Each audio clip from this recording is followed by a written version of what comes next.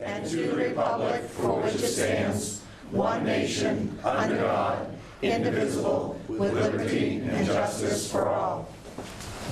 Okay. The meeting will be called to order. All right, the first point of order is public announcements, and details may be found at www.fairfieldme.com.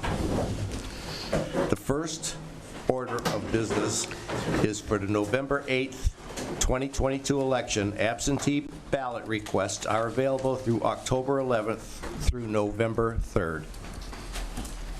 The annual Household Hazardous Waste Day will take place Saturday, October 15th at the Winslow Public Works Garage.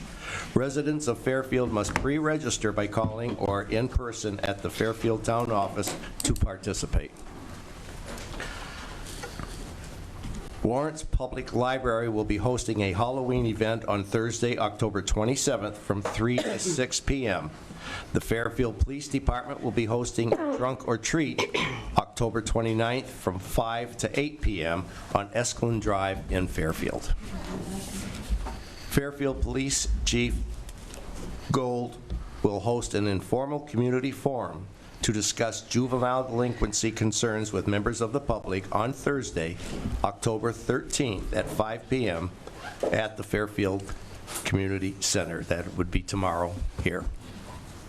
Second order of business. Has the manager overview Zoom protocols for participation? So for the public hearing, which I don't actually see anyone in Zoom that would be participating in the public hearing, but if someone should come on, you would need to hit the raise your hand button and we would recognize you, but there's nobody in there. Okay. All right. The first public hearing will be to hear from the public on a liquor license renewal application, Class 11 restaurant, submitted by Riverjack Tavern, 230 Main Street, Fairfield. I declare this public hearing open, and those that wish to speak must sign in, state your name and address. Is there anybody that wishes to speak? There being none, I declare the public hearing closed. Third order of business is public comments. The public comments are limited to 3 minutes. Members of the public may speak to the council or request opportunity to speak on a specific item that is on the agenda, or may email comments to the council at info@fairfieldme.com by 4 p.m. the day of the meeting. Submitted content may be read aloud at this time. So I do have 2 email questions that we received, but I think they're going to be more pertinent for when you have your workshop session. Okay. So I will reserve to read those at that time. Okay. And just for confirmation, folks that want to really talk more about the information at the workshop, they should probably hold off now. If they want to talk now, I guess that's up to them. But so this is the opportunity in which you either want to do public comment, and public comment can be on anything that's on the agenda or not on the agenda. And if you wish to speak on anything that is on the agenda, you would need to reserve your right now. Meaning, if you want to speak during the workshop session, you need to stand up, come to the podium, state your name and your address, and reserve the right to speak at that time. Okay? Wendy, you go first.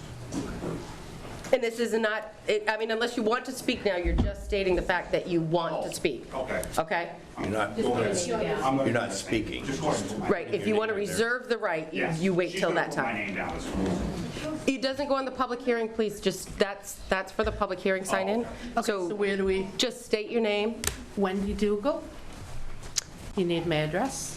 just street address. 2 Robinson Street? Thank you. And that's all I need from you.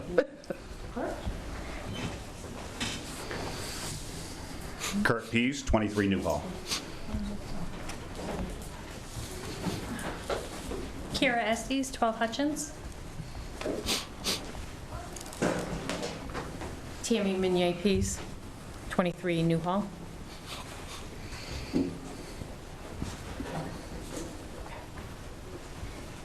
Anybody else? Okay.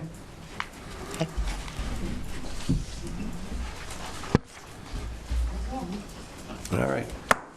So we'll move on to the fourth order of business. You got one more. One more. Sorry about that. And you can reserve your right to speak and not actually speak if you change your mind when it gets there, just so you know. 3 Mill Street. Jennifer Gorman. I write it on here. You don't need to write it down. It's just so we can keep track when that part actually gets here. Jennifer King, 7 High Street. Thank you.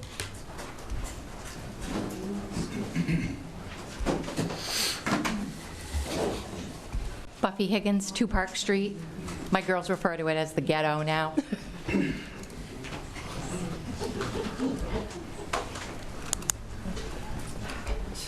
Okay. Nope. We got one more. Jeffrey Goodale, 212 Main Street, Fairfield. What was your last name again, Jeffrey? Goodale.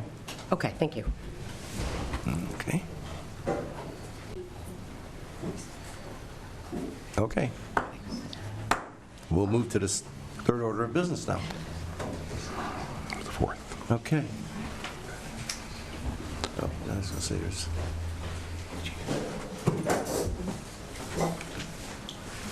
Come up here.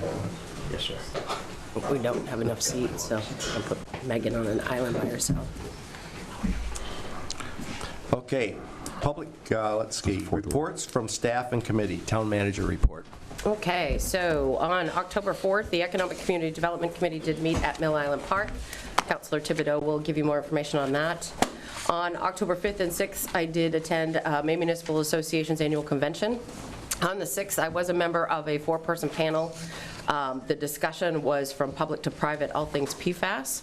So other panelists included Suzanne Miller from the DEP, Emily Cole-Prescott from the Saco Water Resource Recovery, and Jacqueline Gorzinski from Haley Ward.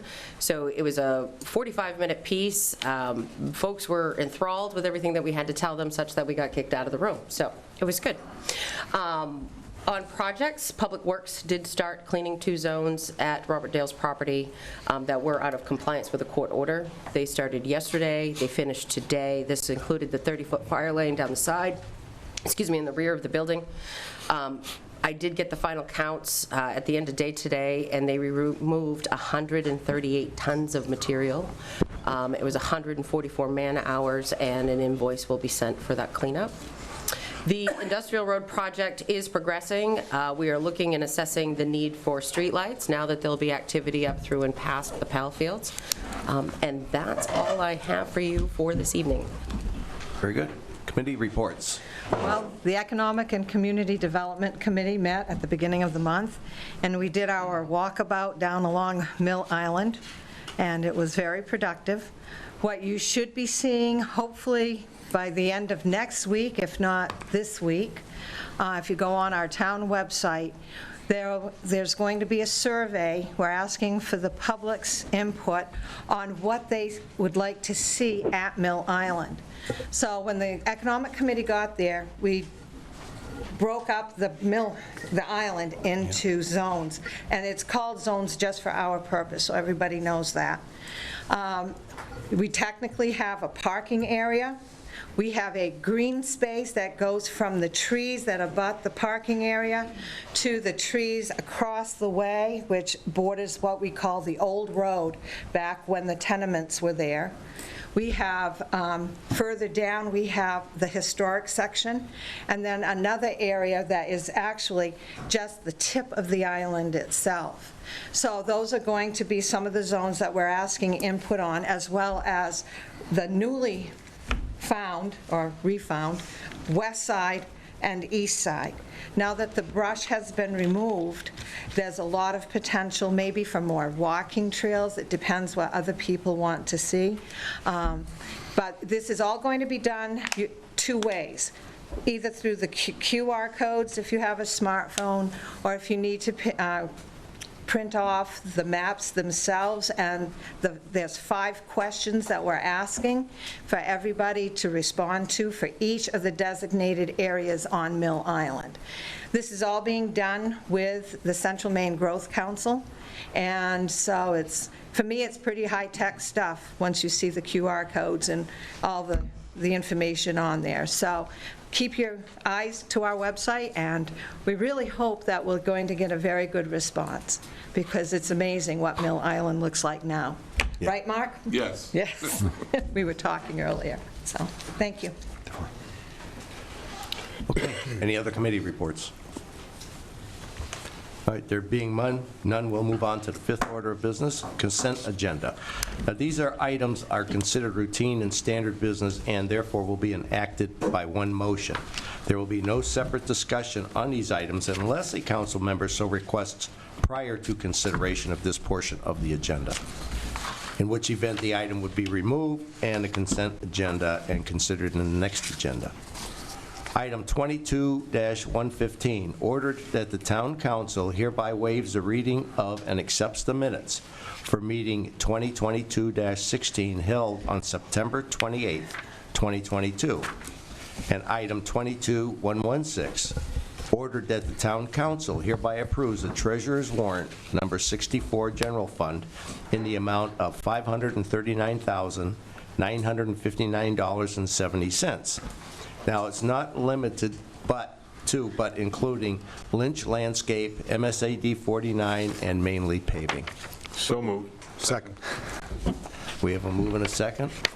All those in favor? Aye. Carries full. 6th order of business, to take action on the following items of business as read by the council chair. Item 22-117, ordered that the town council hereby approves a liquor license renewal application, Class 11 restaurant, submitted by River Jack Tavern, 230 Main Street, Fairfield. So moved. Second. Moved and second. Any questions, discussions? All those? Yes. Sorry, Michelle. I just have one thing. Since our public hearing, the owner of that restaurant has actually joined us. Okay. I wasn't sure if he had any questions, if anybody had any questions for him, but he is in Zoom if you do have any questions for him. I can let you know that we have had no issues or complaints regarding that Correct. restaurant in the past year, so just as that piece. Thank you.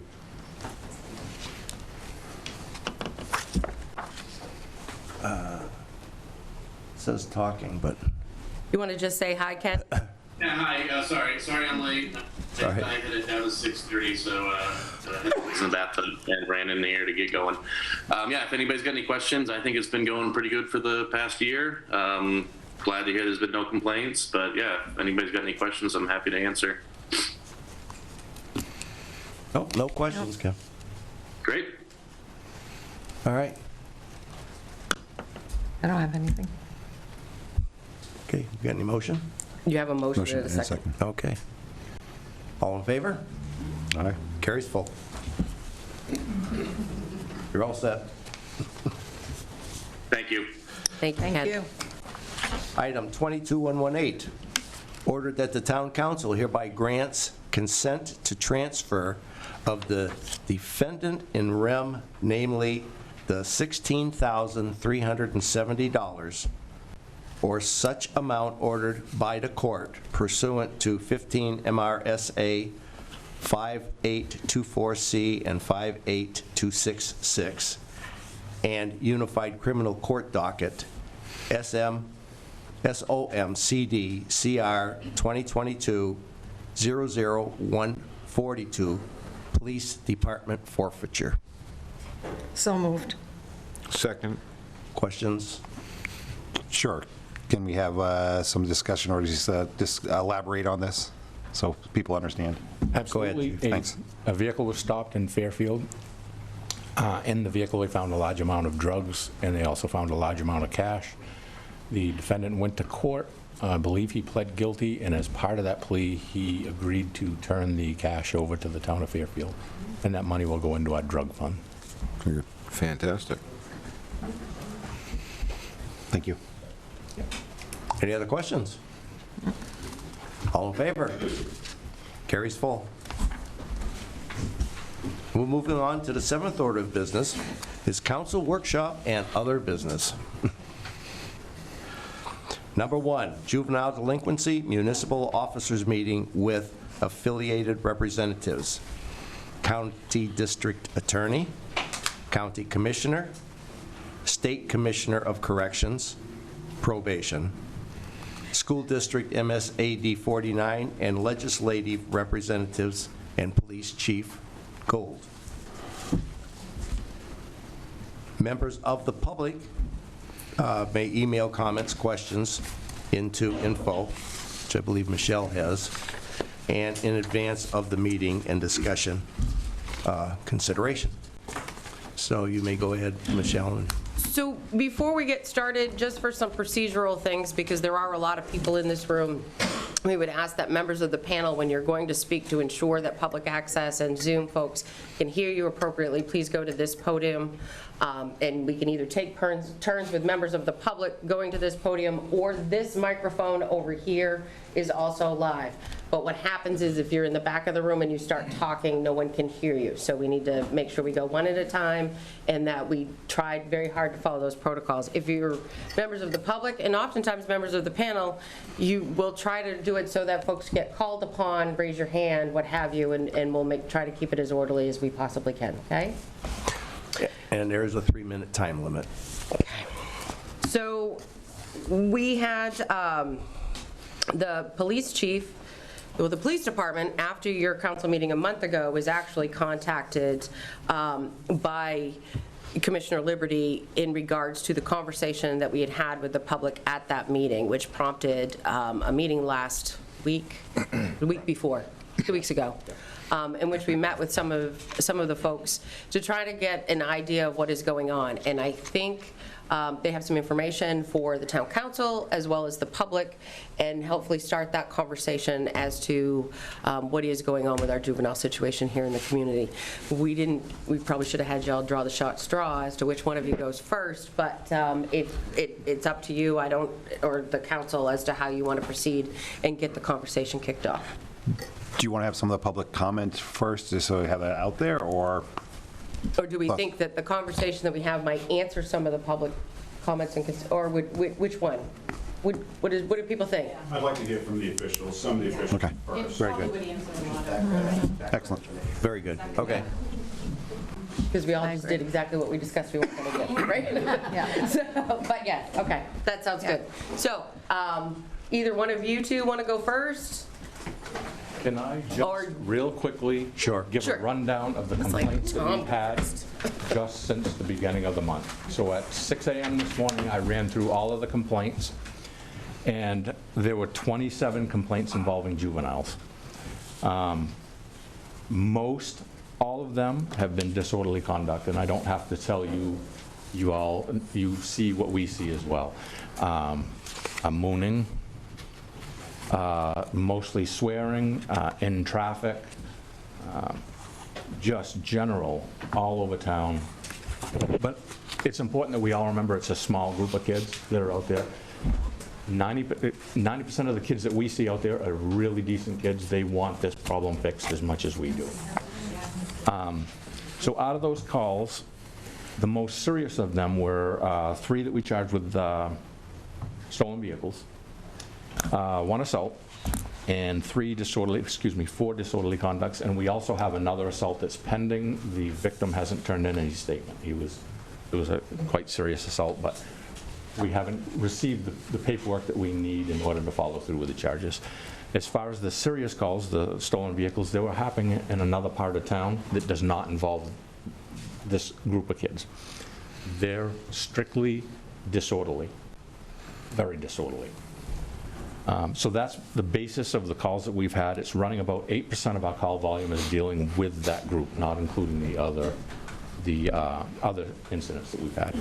What we've done proactively to try to get a grasp on this is when school lets out, every member of the department that's on duty is in a patrol car and out in the community. And it has helped somewhat. The problem is they tend to find out when we are short-staffed and or we're on calls or something, and then it starts getting, it starts building back up again, and we don't have the resources to get out there to quell the situation, so it fires back up until we can get enough people over there to quiet it down. We handle every call that comes in, but we are not social workers. We can't babysit, and we're not parents. The only thing we can do is investigate crimes, prosecute the crimes when we can prove the crimes. And a small stumbling block that we've been having is that a lot of people will call us, we'll respond out there, and then they don't want to fill out a statement. They don't want to get involved any further in it. They just want a report made. And that hinders us because we can't prosecute that individual. And it kind of makes them feel like they're getting away with something, and it creates a little bit more hostility in the neighborhoods. So we really need assistance from the public, filling out statements, following through with complaints, so that we can take these cases and forward them to the juvenile correctional system and the district attorney's office. That's all I have. I have a breakdown of what it's been costing us in manpower. I don't think anybody's interested in that. I did see, I was contacted by somebody who asked me and said, this problem started 2 years ago. How come it wasn't? How come you guys didn't start working on that problem 2 years ago? And the short answer is we did. We knew there was an incident. We knew there were incidents increasing in town, and it was getting harder and harder for us to make prosecution on these cases. So we approached the council and asked for another position, which is a community resource position. It's going to be a full-time position that starts in January, and that person is going to work half-time at Goodwill Hinckley and half-time in town dealing with issues like this. It's also designed. We've also designed it to be sort of a person who helps our elderly, people with mental health issues. They'll focus on assisting them, and it takes that burden off from the patrol officers. So that's pretty much it in a nutshell. That's what we are able to do at this point, and now they will start to explain to you kind of the issues that we face when we have a criminal case that's brought to us. Good evening. I'm Randy Liberty. I'm the Commissioner of Corrections, former Sheriff of Kennebec County. I was also an officer here many, many years ago. Thank you. You don't have to scoop, but. Yeah, okay. And so I care about this community. I lived in this community for many years. This is a part of this is my hometown. I'd like to say to you that we care about what happens in this community, and we're going to do everything within the power of the law. And so I brought with me Christine Tebow, where are you at? There you go. And she is a former assistant district attorney from Cumberland County. She knows laws inside and out, and she also manages the juvenile services now. So she manages Long Creek and the JCCOs, and so she has a full grasp on what's going on, what we can do within the law. So I would echo what Chief Gould had to say. It's critically important for you to report everything. Everything needs to be reported so the district attorney can have the totality of the circumstances when she makes a decision whether to prosecute or not. That's critically important. And I know there are some circumstances surrounding that, but it's important for her to be able to prosecute that. I'll let her speak to that. What I'd like to do now is also say to you that two of the legislators here that are present, Senator Searway and Representative Randicki, they serve on the Criminal Justice Public Safety Committee this last session, which I testified to almost daily, unfortunately. And I'll say this to you, they represent you well. They represent public safety very well. So be aware of that. They're always on the side of the public and public safety, always, without exception. So good job to you, and I've appreciated your work. I'd like now to turn over to JCCO Russ McMahon. He's the one that makes the decision and he'll explain to you the process he uses to detain a youth or not. Does that make sense? He has criteria by statute that requires him to do a particular set of assessments, and it may be clearer to you what will allow, how he'll be allowed to detain someone or not, okay? Russ?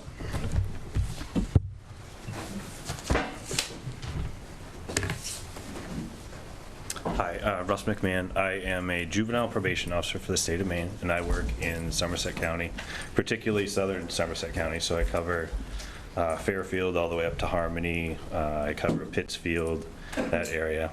So basically, when a juvenile gets arrested, let's say it's at a football game and there's a disorderly conduct that gets arrested, the police will call me, and they'll call for either one of two things. Either for they believe that that juvenile needs to go to secure detention before their first court appearance, or they'll call and ask, maybe we should be looking at a release with conditions, like a curfew or have no contact with this person, to ensure that something like this doesn't happen again.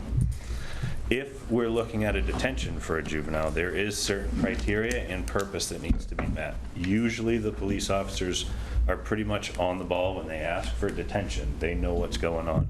So it could be a felony offense. That's one of the criteria that needs to happen. There needs to be a criteria for keeping a juvenile from intimidating a witness, or if a juvenile says, I'm not showing up into court and I'm not doing any conditional release, you can't make me, that's a criteria for detention. There also needs to be a purpose for that detention. So that purpose could be, one, to ensure their presence in court. It could be, two, to ensure that they're not intimidating a witness, or they're not going to hurt somebody, a witness, a victim, or something along those lines. So for a juvenile to be detained, there needs to be a criteria and a purpose met. So a lot of times, even though there is a purpose and a criteria met, juveniles are released home on conditions, with the fact that we have an appropriate place for them to go. So a parent, a family member who's willing and able. So the public protection is number one. So if we feel that that juvenile can be under supervision with protection, and they meet those purpose and criteria, then we're obligated by the law to do the least restrictive thing, which is return that juvenile home to an adult, or we have Roundel that's available up here at Goodwill Hinckley. Some of the juveniles that have committed crimes come down to Fairfield, commit those crimes. I know a couple of stolen vehicles have been from kids that are at that facility. So those kids will go back to that facility if they're arrested. The last time there were 3 juveniles involved. One did have history with our department and was detained. 2 of the others went back to Roundel and are under supervision. So that's kind of the process that happens. If the officers do arrest somebody and they just feel that, well, we're just going to write them a summons and send them home, we feel that everything's safe, they've committed this crime, but we want it to go through that process, then they do the summons, they send the report to myself and the district attorney's office.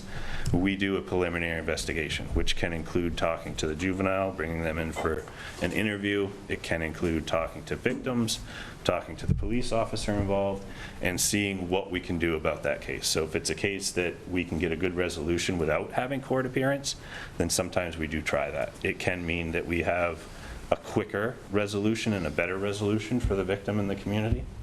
Sometimes sending it to court.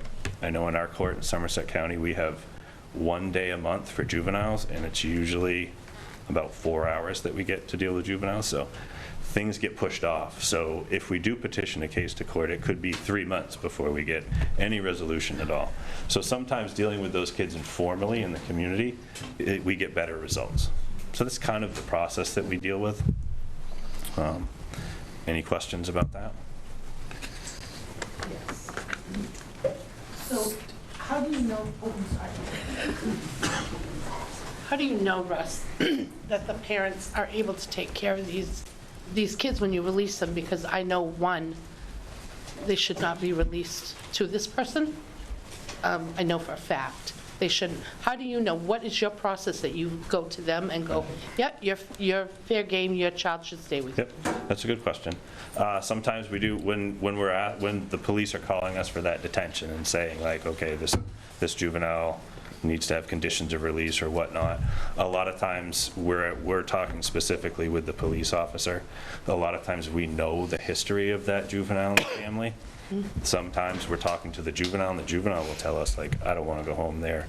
If we ask sometimes for an aunt, an uncle, some family support, but a lot of times it is, we don't find out that it's not a great place until we release them. And then once we release them, we're involved.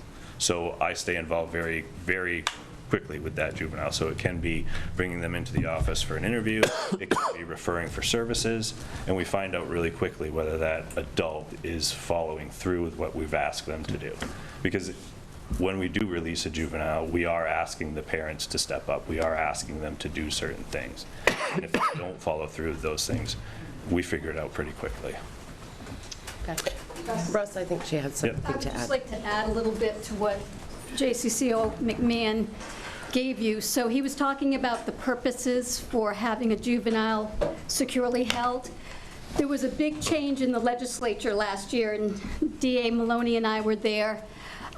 One of the purposes that used to be part of the law was to detain a juvenile because there was no parent or other adult willing and able to supervise that juvenile. So if a juvenile committed a felony and the JCCO determined that the parents were either not willing, which sometimes they're not, or not able, which is often the case, then that juvenile could lawfully be detained. That purpose went away last year. That was a legislative change. There were many revisions to the juvenile code.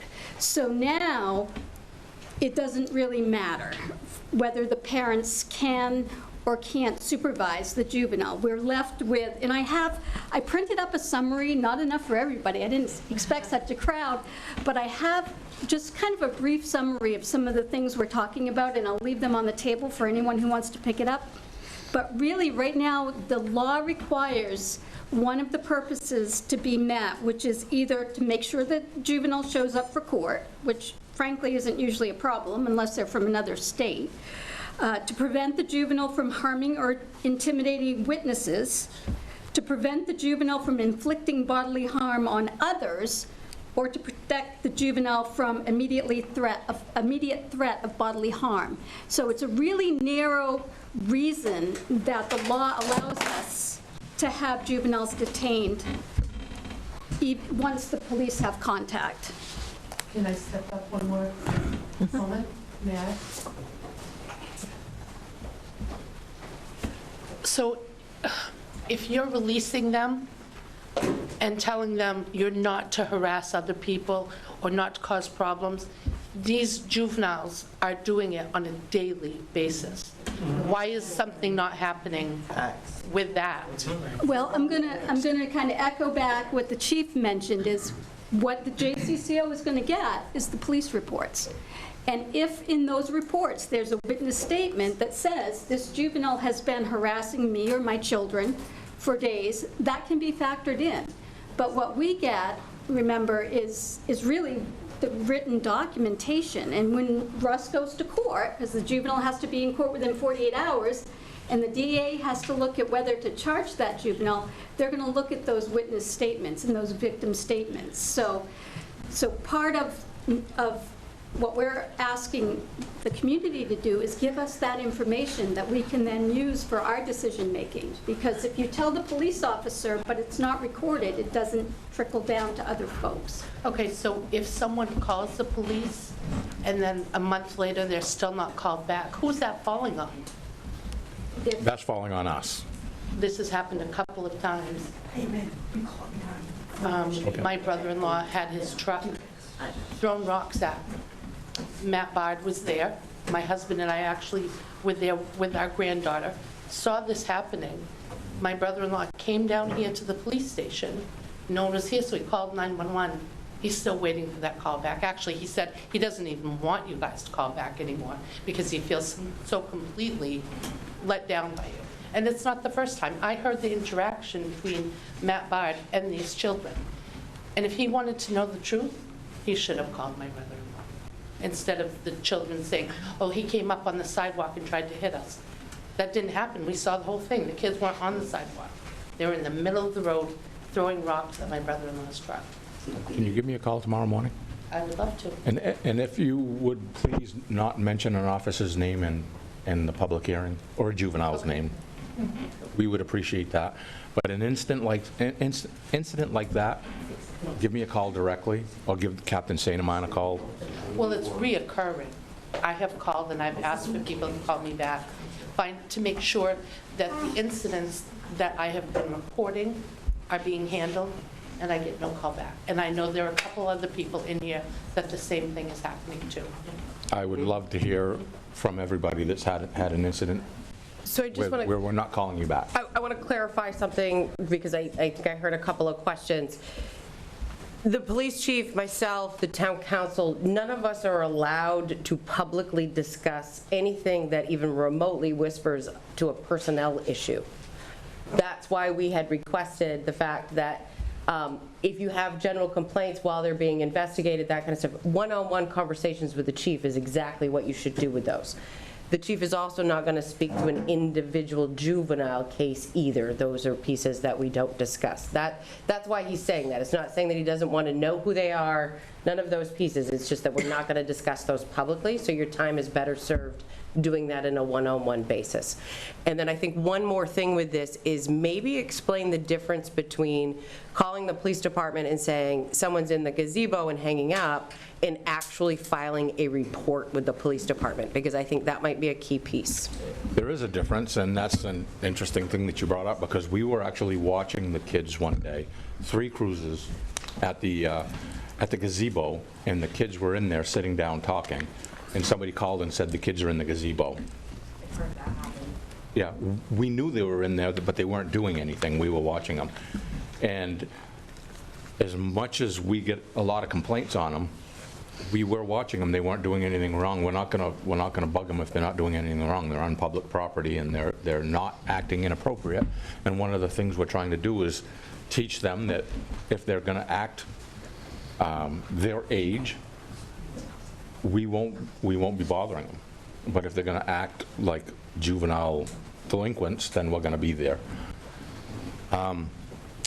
If you actually witness a crime, there are some crimes that we can prosecute ourselves. We see a juvenile in the roadway, we can write that juvenile, and we have. Actually, 3 juveniles were in court today, 2 today that paid fines. 2 today that paid fines, 2 were in yesterday that paid fines, and 1 is going in tomorrow on some charges. Those are things that we actually saw them do and we wrote citations for. Other crimes, like if it doesn't happen in our presence, we can't do anything unless we have a witness that will go into court and testify what has taken place.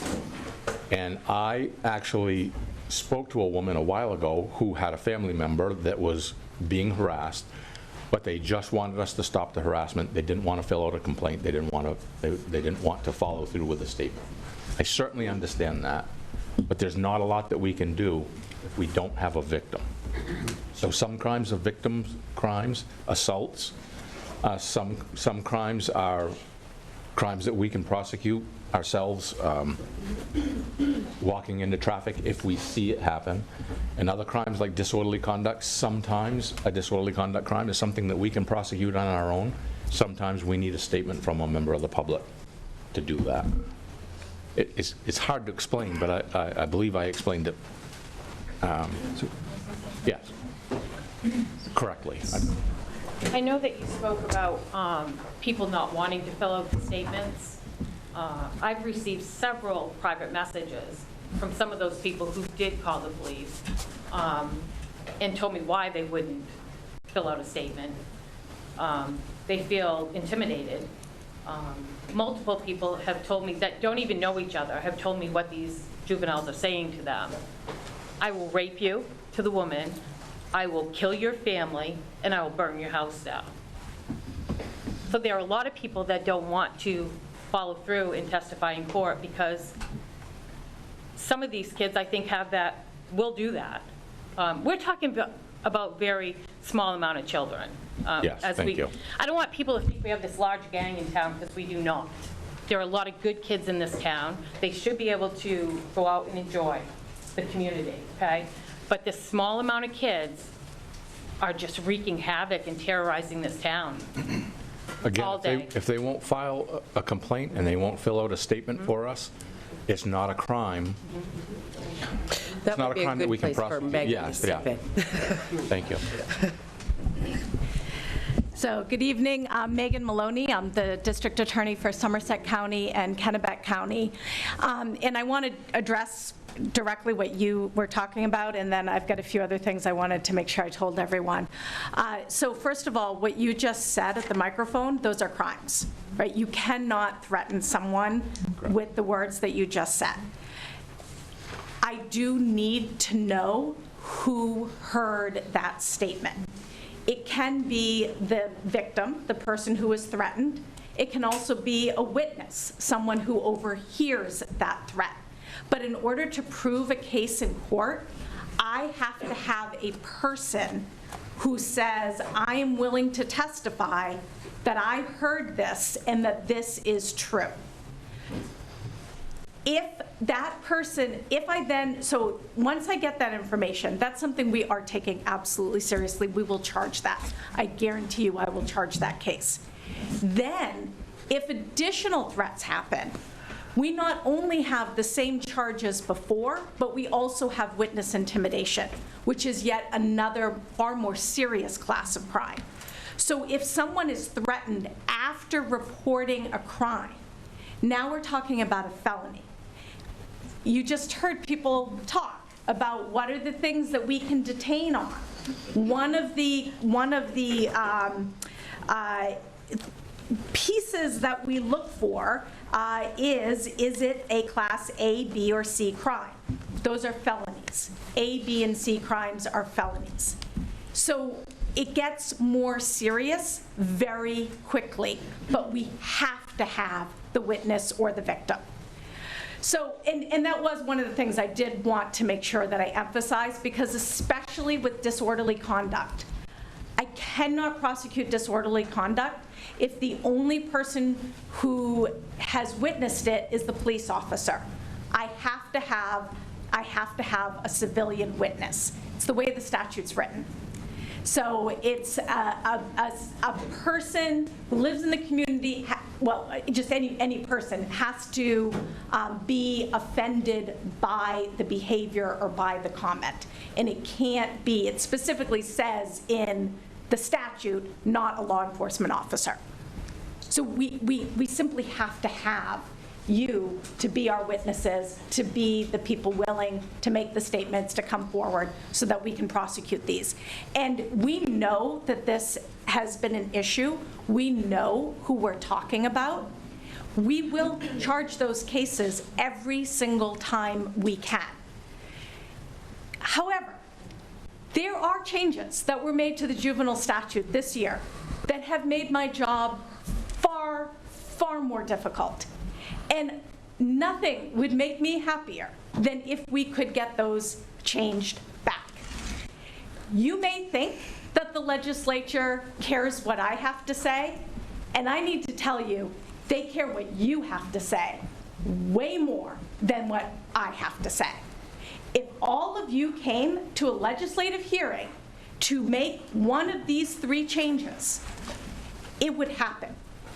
And what's more, I know that there's a social media group, I think I heard it was a Facebook group that's closed. If you could get other communities to join in that group and get more people to come, even more powerful. I do think we have an opportunity next year to make these changes, to change them back. You have members of the legislature here, and I agree, as Commissioner Liberty said, we've always worked extremely well with your representatives. But people running for office, hey, make sure, ask them what will be their position on these juvenile laws. So the number one, you've already heard. We used to be able to detain a juvenile in order to, quote, to provide physical care for a juvenile who cannot return home because there is no parent or other suitable person willing and able to supervise and care for the juvenile adequately. We use that all the time, and that was taken away this year. I am the backup in my office for the juvenile prosecutor. So whenever our juvenile prosecutor, she covers all of Somerset County and all of Kennebec County. One person, which will bring me to the resources question that I'll get to later. One person is covering 2 counties. When she can't cover, I go, right? She has to have a backup, so that's me. I've been in court where I have agreed to the release of a juvenile, and I've seen the juvenile start crying and beg me and beg the judge, no, you can't send me home, I won't go back. I want to go back to Long Creek. And then I get a call from the counselor at Long Creek as soon as the hearing's done saying, hey, how'd it go? Was he okay? You know, we've been talking about these different behavior issues. You know, I think they cared about him. They actually gave him treatment for what he was going through. He sensed that. He wanted to go back. I used this provision of the statute, and he was able to go back. Now I can't. Now the judge's hands are tied. There's nothing the judge can do. I can say, we need Long Creek detention. The defense attorney can say, we want Long Creek detention. The juvenile can be saying, I want to be there, I feel safe there. And the judge can't order it. It's ridiculous. All of the power has been taken away from our judges in this area. And it just needs to go back to the way it was before. So that's my number 1 issue with the change that was made.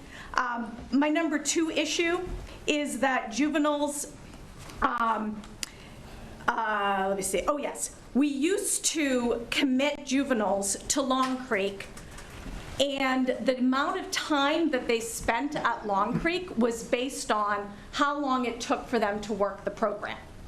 So once they finished working the program, if they engaged, if they went to the counseling, if they went to the school classes, and they would get out sooner than if they didn't work the program. And it was called a commitment for an indefinite period of time. That was taken away, and now judges have to give definite periods of time. So now a juvenile can sit at Long Creek for 45 days and say, I'm not doing anything, and there's no consequence. And they're right. There's no consequence. Because they don't have to work the program. The sentence is 45 days if they work it. The sentence is 45 days if they don't work it. That's another problem. That was changed this year. That should go back to trusting the people who work with the juveniles at Long Creek, who do phenomenal work. They care about these juveniles. If you ever get a chance to meet the people who work there, you would see they're there because they truly believe they can change lives. And they do. They do an excellent job. I can't speak to other states. I know there's research from other states that juvenile stuff doesn't work as well. But our system works well. So we have to stop trying to fix what's happening in a different state and look at what's happening in Maine. And in Maine, our system works well. So that's the second thing that's been a real problem for us. Oh, and then the third one is restitution. The restitution a juvenile can only be ordered to pay restitution to a victim for physical injury, not for, say, destroying a school building or for, breaking doors off of we can't, there's the statute, the criminal law, which is written by our representatives, the people we elect to send to Augusta. They have taken out the ability to have a juvenile pay for damage to buildings that they cause. That's a real problem. So that is something that if juveniles know they're not going to be held accountable, it's actually not fair to them. I mean, it's not fair to all of us. I understand that, and I hear what you're saying, but ultimately, the person that we're hurting the most is the juvenile. Because when they turn 18 and they're in an adult world, boom, all of a sudden, all the rules change, and they go, whoa, what happened? We're not helping them if we're not giving them treatment and we're not holding them accountable while they are still juveniles. And Long Creek is focused on treatment. It not only protects the community, it also really focuses on treatment for those juveniles. So those are the pieces that I'd love to see changed. I would be willing to work with anyone who'd be willing to submit that bill to change it. And you have great people here. Let me see if there's anything else. Oh, by budget. The last one is budget. You heard that they have half a day with the court. The court is putting into the legislature this year a bill to expand their budget. They don't have nearly enough court days. And we had a very frightening case before the law court this week where the defense attorney is asking the law court to essentially dismiss every single case that is older than 1 year. I do not think they'll be successful. If they are successful, it is beyond terrifying. We're talking people who've committed murder, gross sexual assault, felony domestic violence, vehicle manslaughter, I mean, you name it. All of those cases just wiped away. Based on the questioning from the judges, I think they're going to find a procedural mechanism to avoid making a decision based on the case in front of them, because there's some procedural things that are a little wonky, so they don't have to address the ultimate question. But they said from the bench that they're waiting for that if this is not the case, there could be another case that lets them address that ultimate question of how long is too long to take to get to trial. Well, I have no jury trial days in December. I had none in August. I had none in July because the court doesn't have enough judges. They don't have enough marshals. They don't have enough clerks to give me the days that I need to try all the cases that I have pending. We need more court time. We need a more robust court system. Our court system has not expanded with our expanding population. They've stayed the same little group. They've got a clever way of addressing this. They want to have criminal law magistrates that are paid less than judges so that the budget doesn't balloon quite as much, but it's still going to be a budget issue. We could use support on that. And of course, if the court expands, then I'm going to need another prosecutor to handle that expansion. And so I'm going to be adding one prosecutor for that expansion. So that's a budget issue, and we absolutely need it. We cannot address these cases without more resources. So that's my spiel. Happy to answer any questions. Go ahead, I'll go last. I had a specific email question for you that I will ask when everybody's done. I have one question. Sure. For the kids, the parents. Can you get there, or at least speak up if you can't get there? For the parents that don't want to be involved in this group of kids, why aren't we charging the parents? Hold them accountable for not doing what they're supposed to be doing. Yeah. Ultimately, it's what does the statute say, right? So for any criminal charge, you need to have a law that allows you to bring that charge. So that's, I mean, we have, let me think, the closest that we could come to it would be endangering the welfare of a minor, but I would have to prove that the parent was endangering the welfare of their child by not doing more. And that's really hard to prove. That's a question that we've had. Yeah. The officers have brought to me, and we've had discussions internally about that, and agreed to look at each case on a case-by-case basis to see if we can prosecute. But there's not a lot in that law that fits that we would be able to charge with. And we don't want to prosecute somebody if we can't bring that case to fruition through the court systems. And Chief Gould does an excellent job. I will say please do reach out to him if you have any complaints about those in his department. I always want people to reach out to me if there's complaints about people in my department. I know he really cares, so please do give him that chance. But if the kids are being released to the parents' custody, and the parents aren't doing what they're doing, they're out terrorizing the community, doesn't that fall under the jurisdiction to charge? It has to be endangering the welfare of their child. Okay. So is that child being harmed?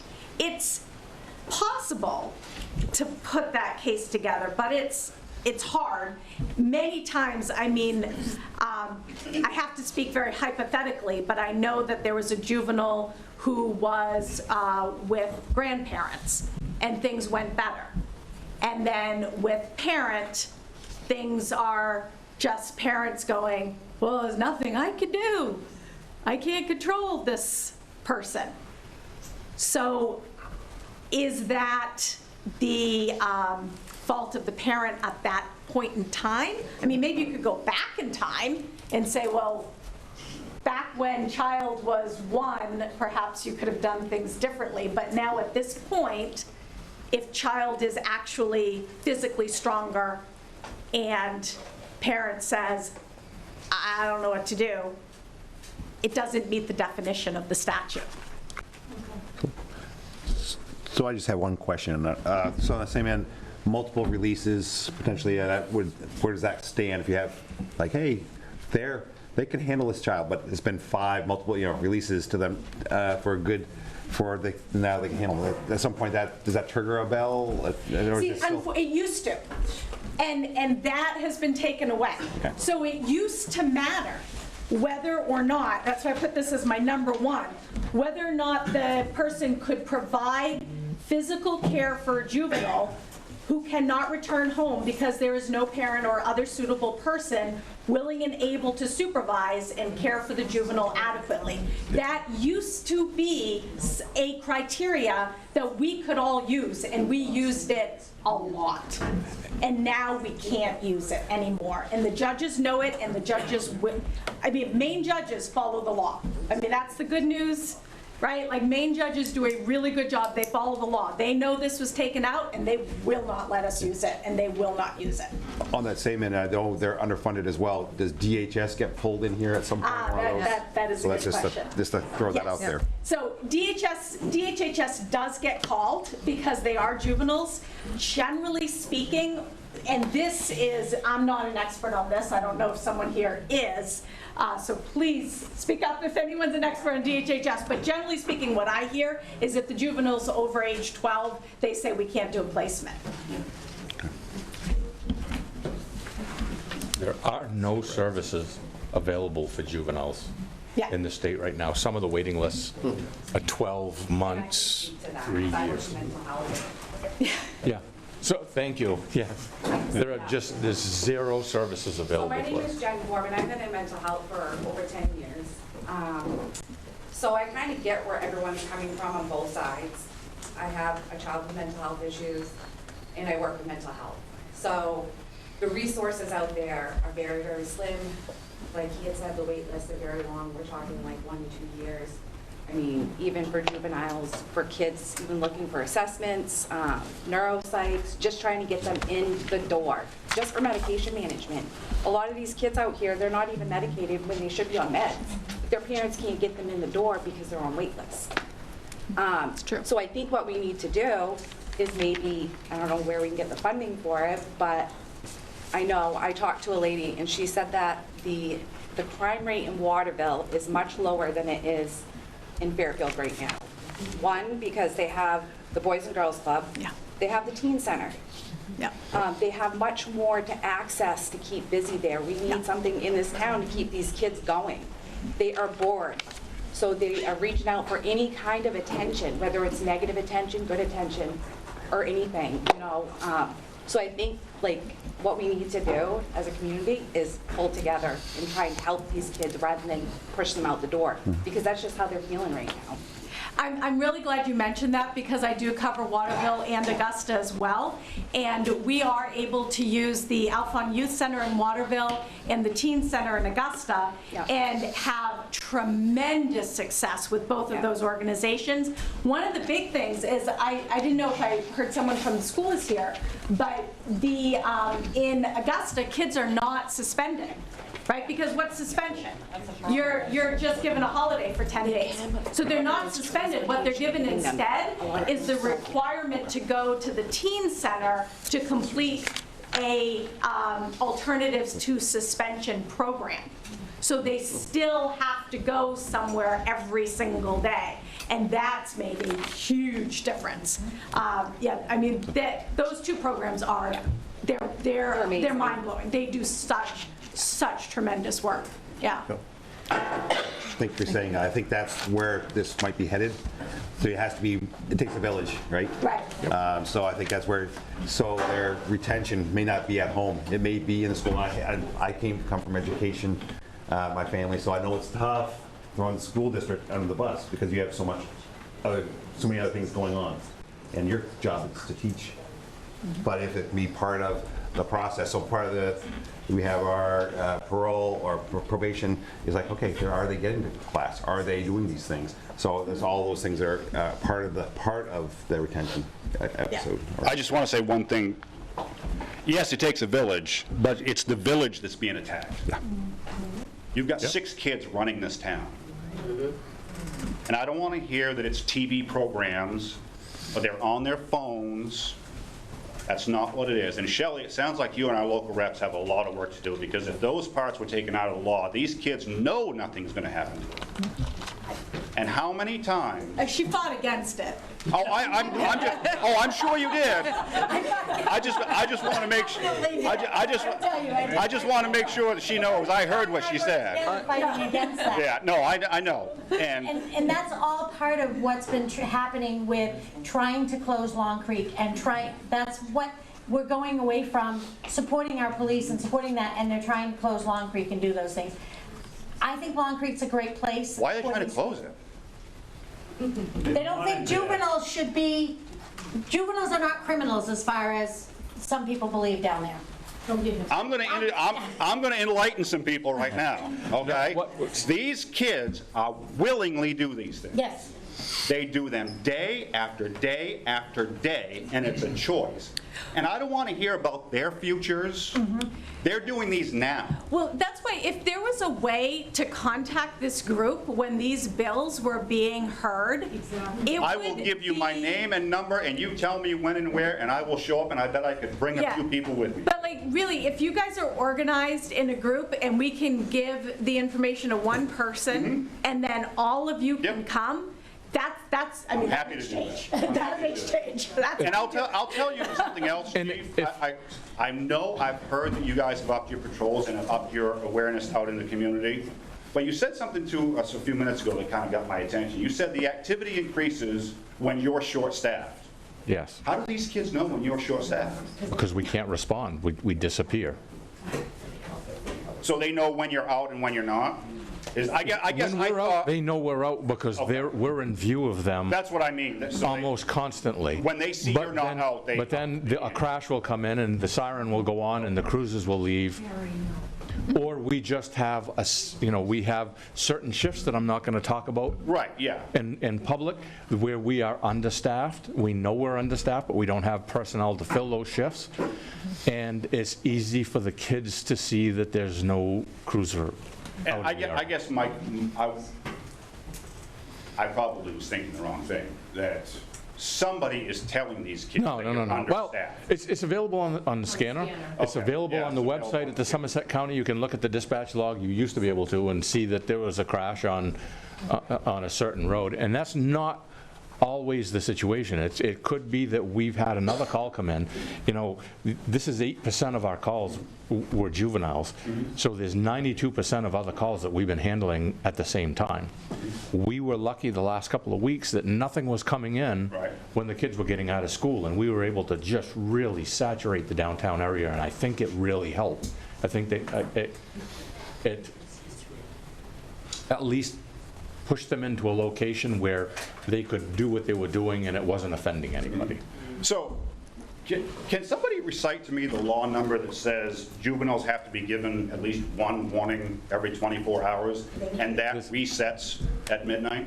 Can somebody give me that law number, please, and recite that for me? No, I want to know, is that policy or law? It's different on each charge. One at a time.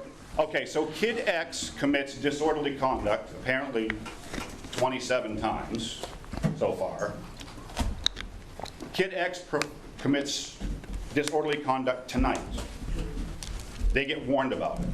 Does that reset at midnight and tomorrow they get another warning? Because I guess I'm just wondering how many times they're going to be summoned, arrested, taken to some facility. Somebody says, no, just send them back to their parents. Because even though these are just kids, they're not dumb. They can see what's not happening. Of those 27 calls we've been on. And I didn't mean that was just one kid. We did charge in 7 instances. Yeah, no, that we could charge. I didn't mean to frame it as one kid. I was using that as an example.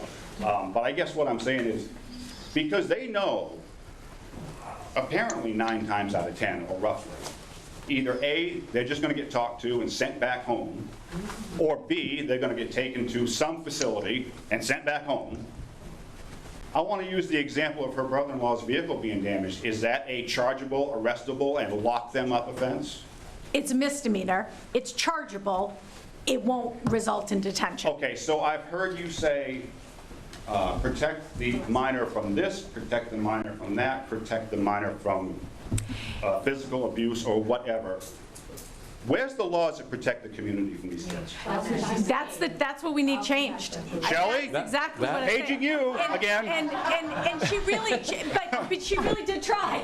She really did. She was And I'm willing to say here right now that I will work with Megan on getting this reversed. There are several laws that got passed that need to be reversed.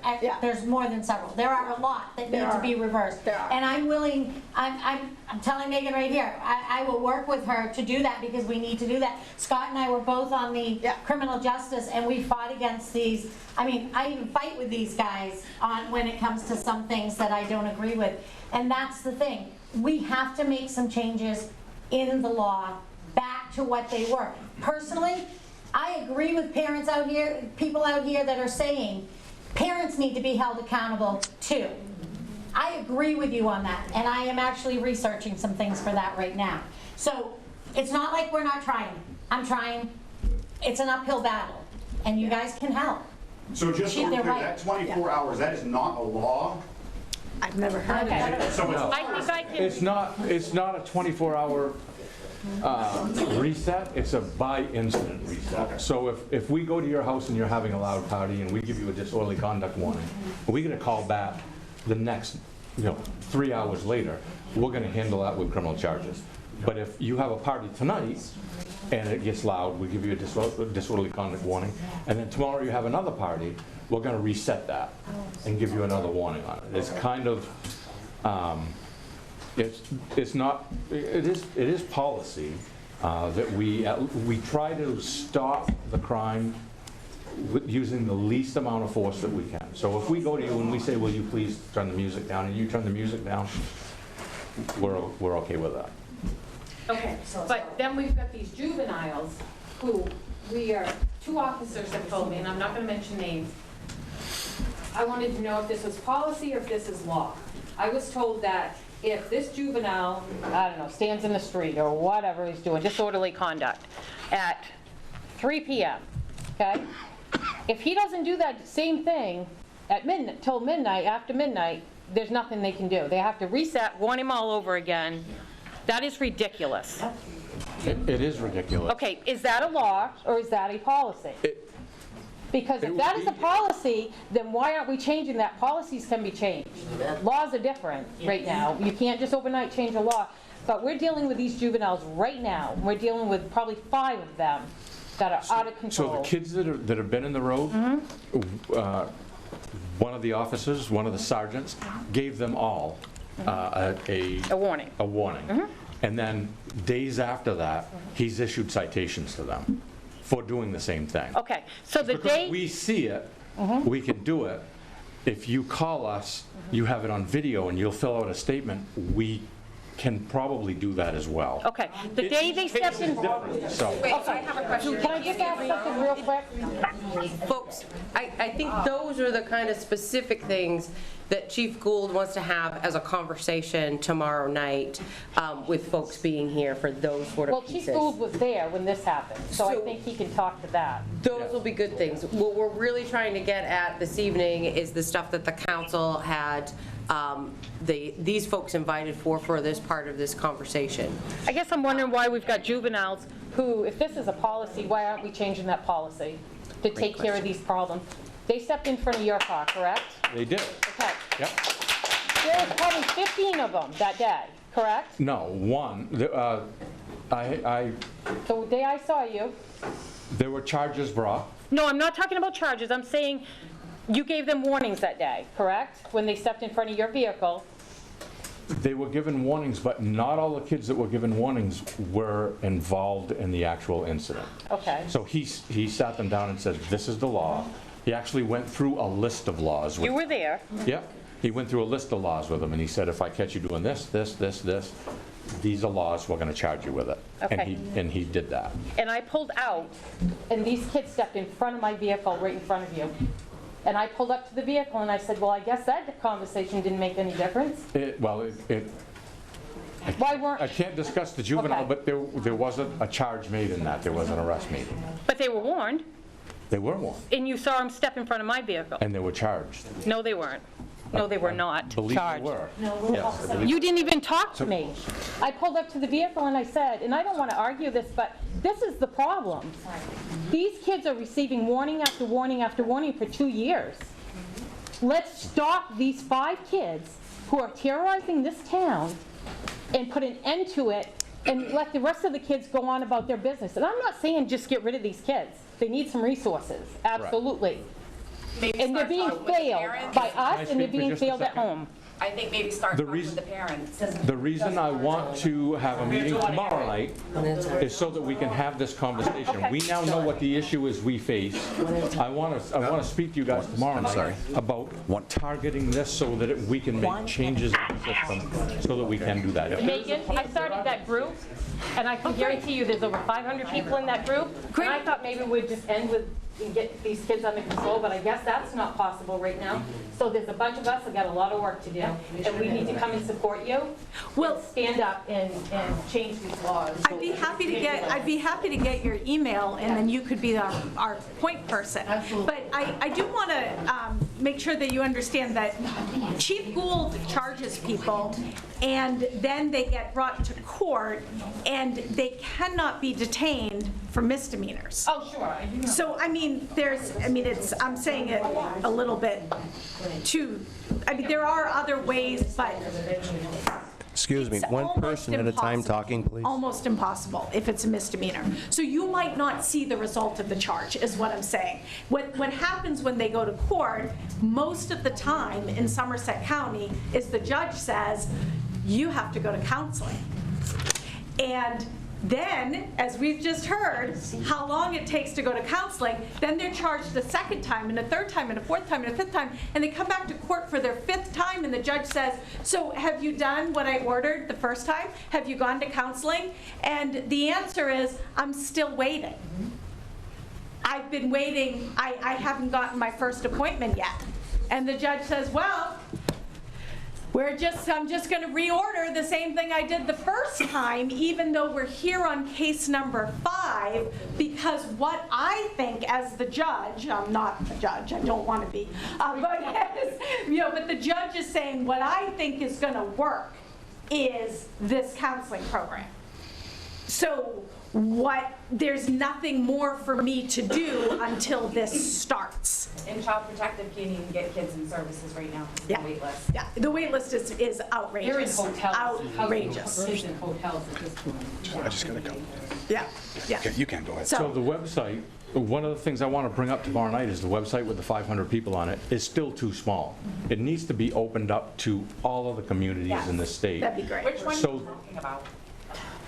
The Facebook? It's a Facebook, closed Facebook page. It's I think, I don't remember the name. It's the downtown, Fairfield downtown.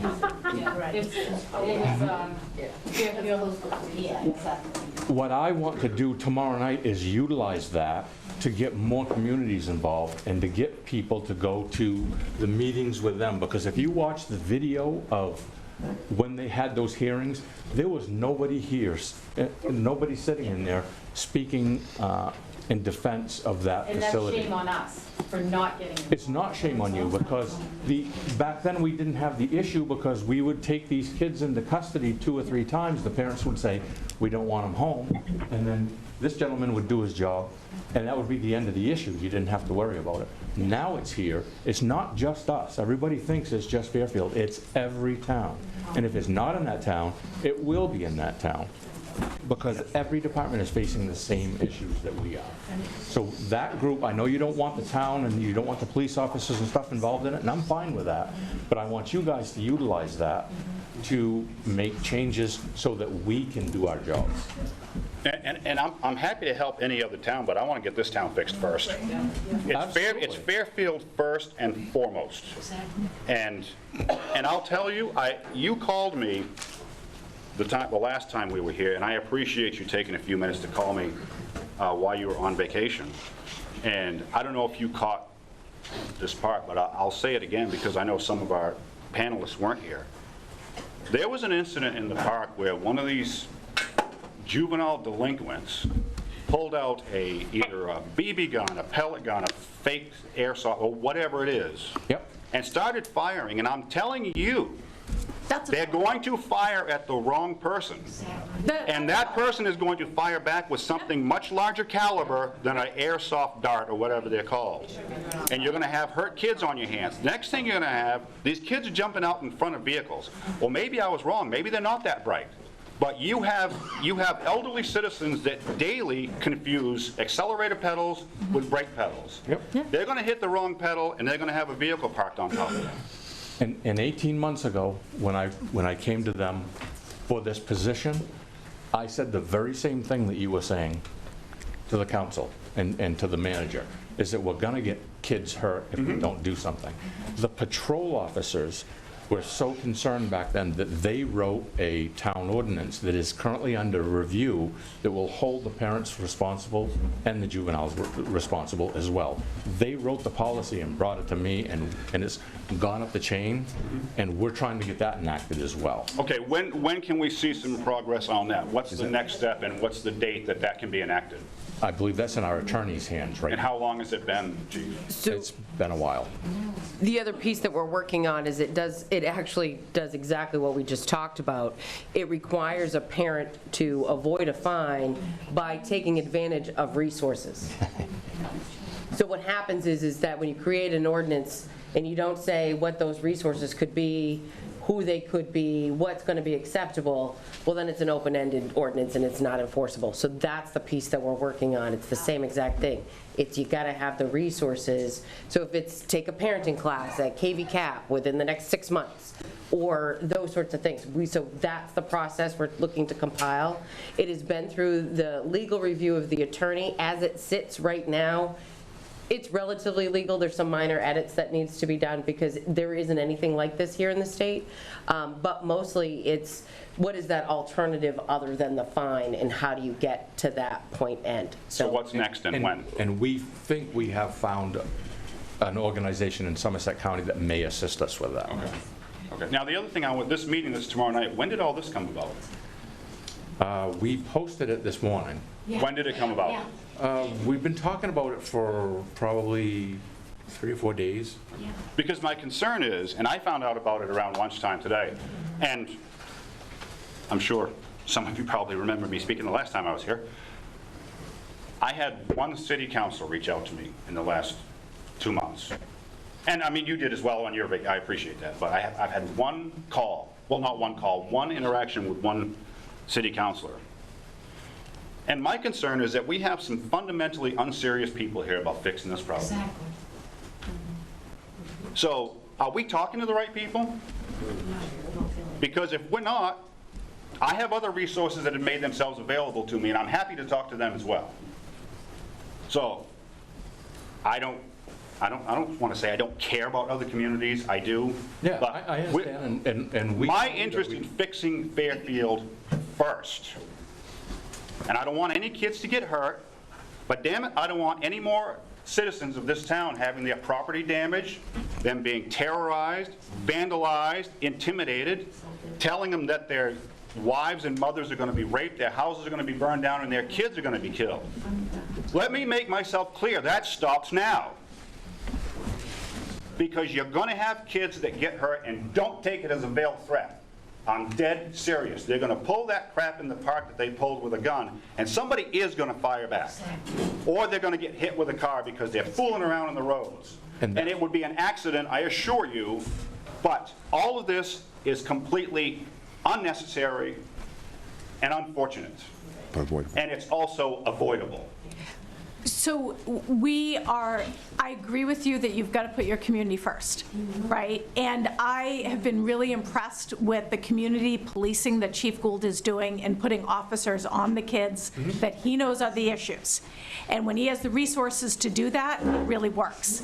But the reason it's not just a Fairfield problem is because it's the state that has taken away our ability to detain the juveniles and put them in juvenile detention.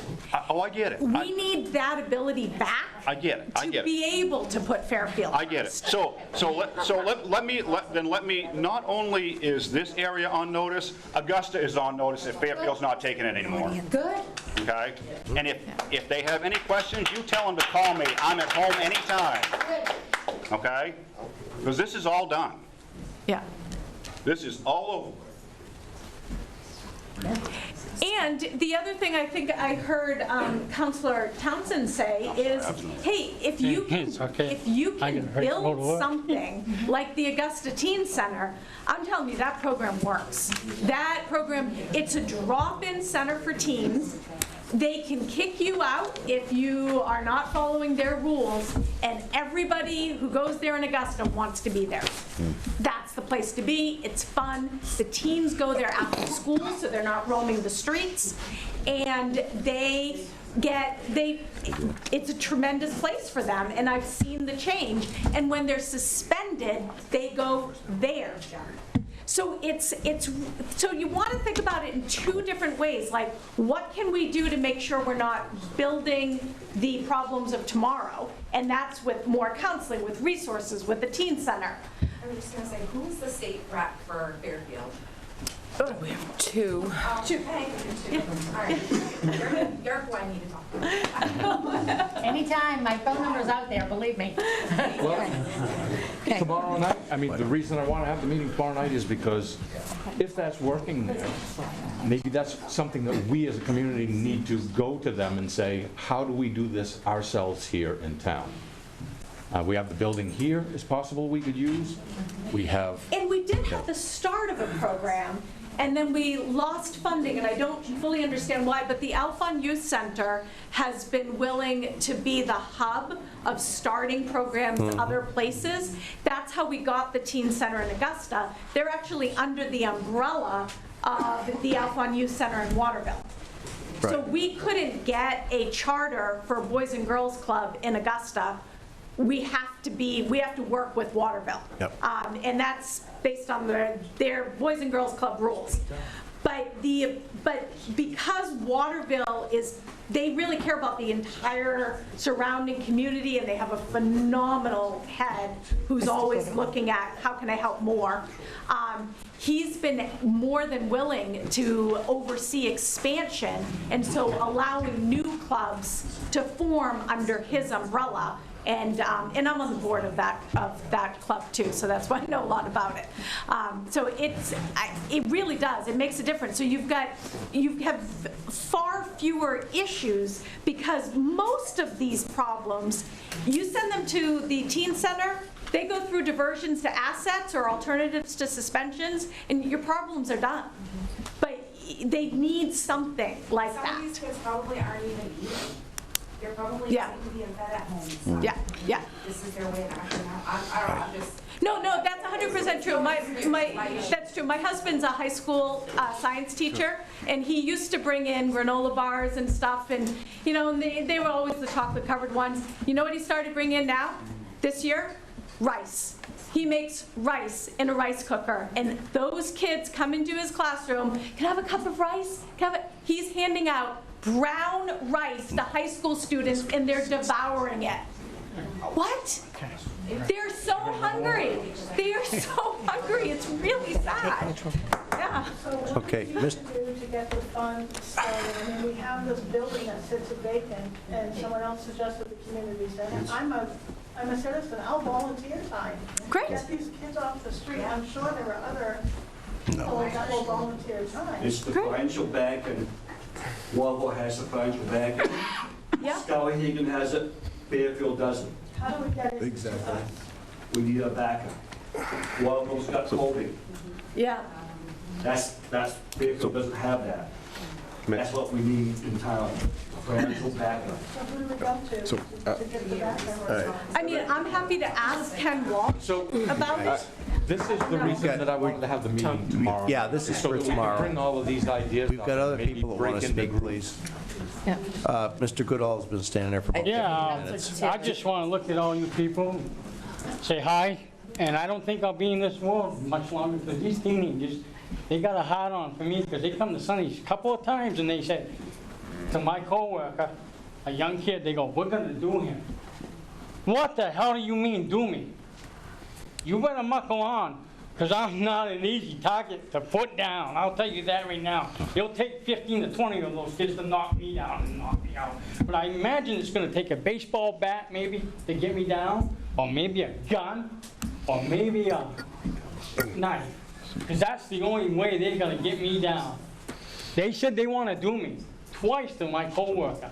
So if you want a statement, you come to Sonny's tomorrow at 12 o'clock, and that kid will sign that statement for you. Absolutely. I mean, that's a crime. Because I've already told my wife I'm not going to be around much longer because they want to do me, and I said, you make sure my son Eric don't hear this. Because he's a bad boy, I'll tell you. He don't take shit from nobody. So that is a crime. So with the statement, that is something we can charge. We can get the statement, you're done right. And I know the kid that said it. Yep. Because he says, you guys don't know who you're screwing with. Oh, yeah? Well, you know what? My wife's walking home from the village market just yesterday with an old lady with a car, 80 years old. And she asked my wife, you want me to carry your bags with you? Sure. They got to the funeral home, and they wouldn't move out of the way, 3 of them. They would not move. My old wife had to go around and sort that lady. I told her, I said, next time go in there and get Guy Lawrence. Let him come out. Let them see you they're going to stand in the way. The guy's a good buddy of mine, so ain't Crash Dodge. And I told some people, I said, what if I had those two standing right there? And they always going, F you and F you. And let's see them say that to those two guys. I can't see, oh, wow, Jesus. Yeah, they'd back up awful quick. Okay. I ain't going to take it anymore. Your officers told me, Jeff, don't hit them. Why not? Because you know what? Sometimes that's what it takes to get through their head. If I got out on you think my own, holy shit, my own man would club me side the head so quick, you don't treat people like that. That's disrespectful. We were brought up in a different time. Basically, Absolutely. yeah. But that's all I got to say because I've got a head for work. Thank you. I actually do have one more question. You brought up school and something that made me think of it. And this is the superintendent here? I am. Hi. Nice to see you.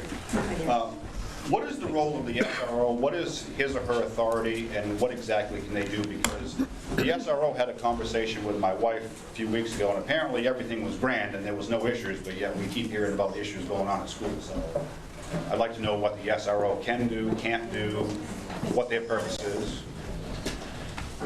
The issues going on at school. I'm Roberta Hurst. I'm the superintendent of MSID 49. Thank you for inviting me here this evening. On school grounds specifically. On school I don't grounds. think they can do anything off school grounds. Or maybe they, I'll stop talking and let you answer. Well, our SRO is actually employed by the Kennebec County Sheriff's Office, and within their jurisdiction, he can act accordingly. School resource officer is meant to support students and mainly, have conversations and redirect. A lot of what I'm hearing for behavior and conduct tonight is beyond misconduct that we would permit in schools. So a couple of the roles is to ensure a safe school environment and to redirect kids who might need some extra support. And I've heard counseling and other resources. We have established an alternative education program, finding something to engage and connect these students with school, but mainly, conversations. If you're talking legally issuing summons or no harassment or no trespass, those are extreme. The role is meant to work with school administration and teachers to support kids.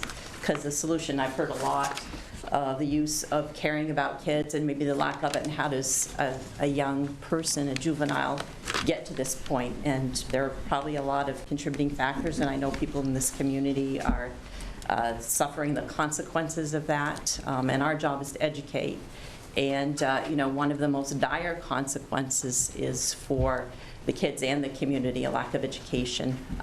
So there are no easy solutions. We know that we need, alternative pathways. And not to blame this, but someone had mentioned at some point where, this began a couple years ago, we closed schools.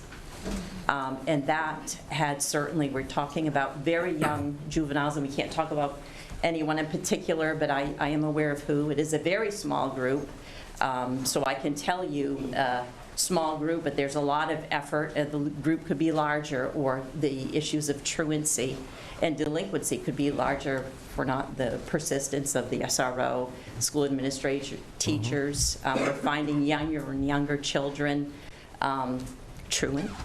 And one of the things that we do in working with our counselors is we file DHHS out of that extra age. It's tough for neglect. Because parents are responsible for their minors, their children. They are of compulsory school age, but what do we do to compel, a young person to be in school? We can pick them up, bring them in, and, they can move through a school building in the course of the day, maybe be disruptive, but the trick is to engage them in some programming that's meaningful. We don't have a center in this community. We have the physical building. We did partner with the Alphonse Center for Childcare when we had alternate closing days, often very difficult for families. But of course, that's expired. But I would say a lack of habit to attend school, get up every day, show up, go through the paces of classes when you didn't have to do that for a period of time, or you had to show up every other day. We had a third of, and I don't know if it's not an excuse, but it's. I just want to, because I hear that same thing too about the pandemic closing down schools. 99% of the kids in this community have managed to go back to school every day. It's these 5 or 6 kids that decide they're going to be out walking the streets, causing trouble. Yeah. And it has nothing to do with their ability to go to school. So I think the fact that we're being told that because schools were shut down, Well, I'm not blaming maybe I misunderstood. What I'm saying is, of the nearly 1,900 children enrolled in MSAD 49, you're talking about a very small group that's having a huge impact and disruption, and I don't know how else I would characterize it. It sounds like they're menacing community members. School is dismissed at 2 o'clock, 15 minutes earlier than we were, dismissing a year ago because of the shortage of drivers. Yeah. We're doing all we can. I'm not sure if the school itself can correct the issue with these few children, but will persist in engaging them.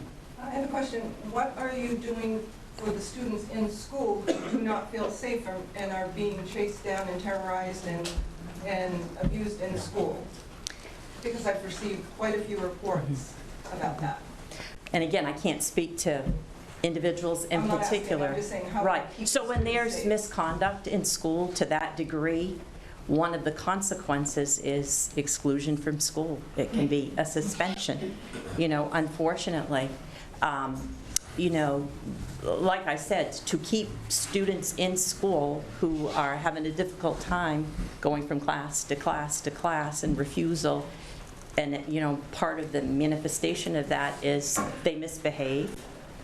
So what is the solution? And we're trying to work on that. We've reestablished an alternative education program and put a lot of time and effort and thought into finding something to connect those students with a school without maybe going through a traditional pathway. And I think that is, part of our challenge and responsibility.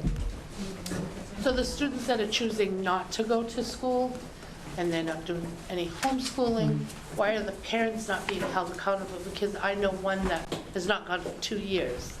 And I think that's unfair for these children. And the parent should be held accountable to make sure they get to school. Now there's 2 of them in that family. That's unacceptable. That's truly unacceptable. Why isn't the truant officer involved in that? And without getting into the particulars, there is involvement and there is notice, and the key would be to engage with the parents. And I've heard people in this room talk about, you know, working with the adults ultimately. There are processes that happen and contacts and meetings that are convened and intervention plans in place, but it sounds like you have a very few who aren't participating in it. And I think ultimately there's, you know, a nominal fine for a parent that may be waived, and that's not something the school district levies. You know, that is something that is referred to, like I would say, the DA's office or and DHHS, because the issue is, I would say, ultimately neglect. And maybe you could speak to that. I do prosecute truancy, and the consequence is a fine. And if the juvenile will start going to school, then the judge, it seems every time, will waive the fine and say, oh, we're all set now. And so they go for a while, and then we start the process all over again. So after 2 years? But we do bring the cases. I have to prove that the parent has the ability to get the child to school. It's very effective law for the younger kids. Well, if the parents Not can't, an effective law when the kid is stronger than the parent. if the parents can't, maybe grandparents can that are involved, that are checking out and handing excuses to these kids. And grandparents can get involved, but grandparents can't be held accountable through the truancy laws. No, but what I'm saying is, this particular case, grandparents are involved in the life. And if the parent can't do it, maybe the grandparent should step up. Yeah, I mean, it'd be great, anyone did, yeah. So, give a question in reference to that. If the parents do get them to school, and I'm not trying to defend anybody, what do you do to keep them there? Because we had one way back when. Get them to school, they were up the back door before we could get out the front. And again, it's, you know, the issue of detaining, and the older a child grows and becomes, the more difficult that is. And we're not going to be in the situation of restraining students. Again, when you have, you know, teenagers that just outright, you know, refuse, and again, doing all that we can, I hear you, I understand, but we're not in the business of physical restraints, because that is well legislated also, and I don't think that that's wise to do, so. I kind of feel like we're rewarding bad behavior. You're not going to go to school, they're going to slap on the hand, you say, okay, go to school. Stand up. Oh, sorry. So you slap them on the hand, you say, okay, go to school. They know they're going to get suspended, they know they're going to run the streets and do whatever. You're rewarding bad behavior, and these kids know this. We need to do something different for them. You know, maybe it involves getting, what do they call it, those small trailer things, and put all these kids in there, force them to go to school. We lived in another state, the SRO would go pick up the kids, bring them to school, stop rewarding them so that they're going to get out and terrorize our community. I understand, and those home visits happen with the SRO administration, school counselors, but there, you know, unfortunately is an age at which that's a more challenging thing to do. But I hear you, you talk about, you know, a portable classroom situation. We've reestablished an alternative education program, which is huge for the school. It's a fledgling state right now, and we intend to grow it, but it is difficult for some students to go through the paces of 5, 6 classes. You step in, here's a different teacher, a different adult you're working with, a different group of 20+ students, and that is for a variety of reasons. They can't be successful in that, and we recognize that.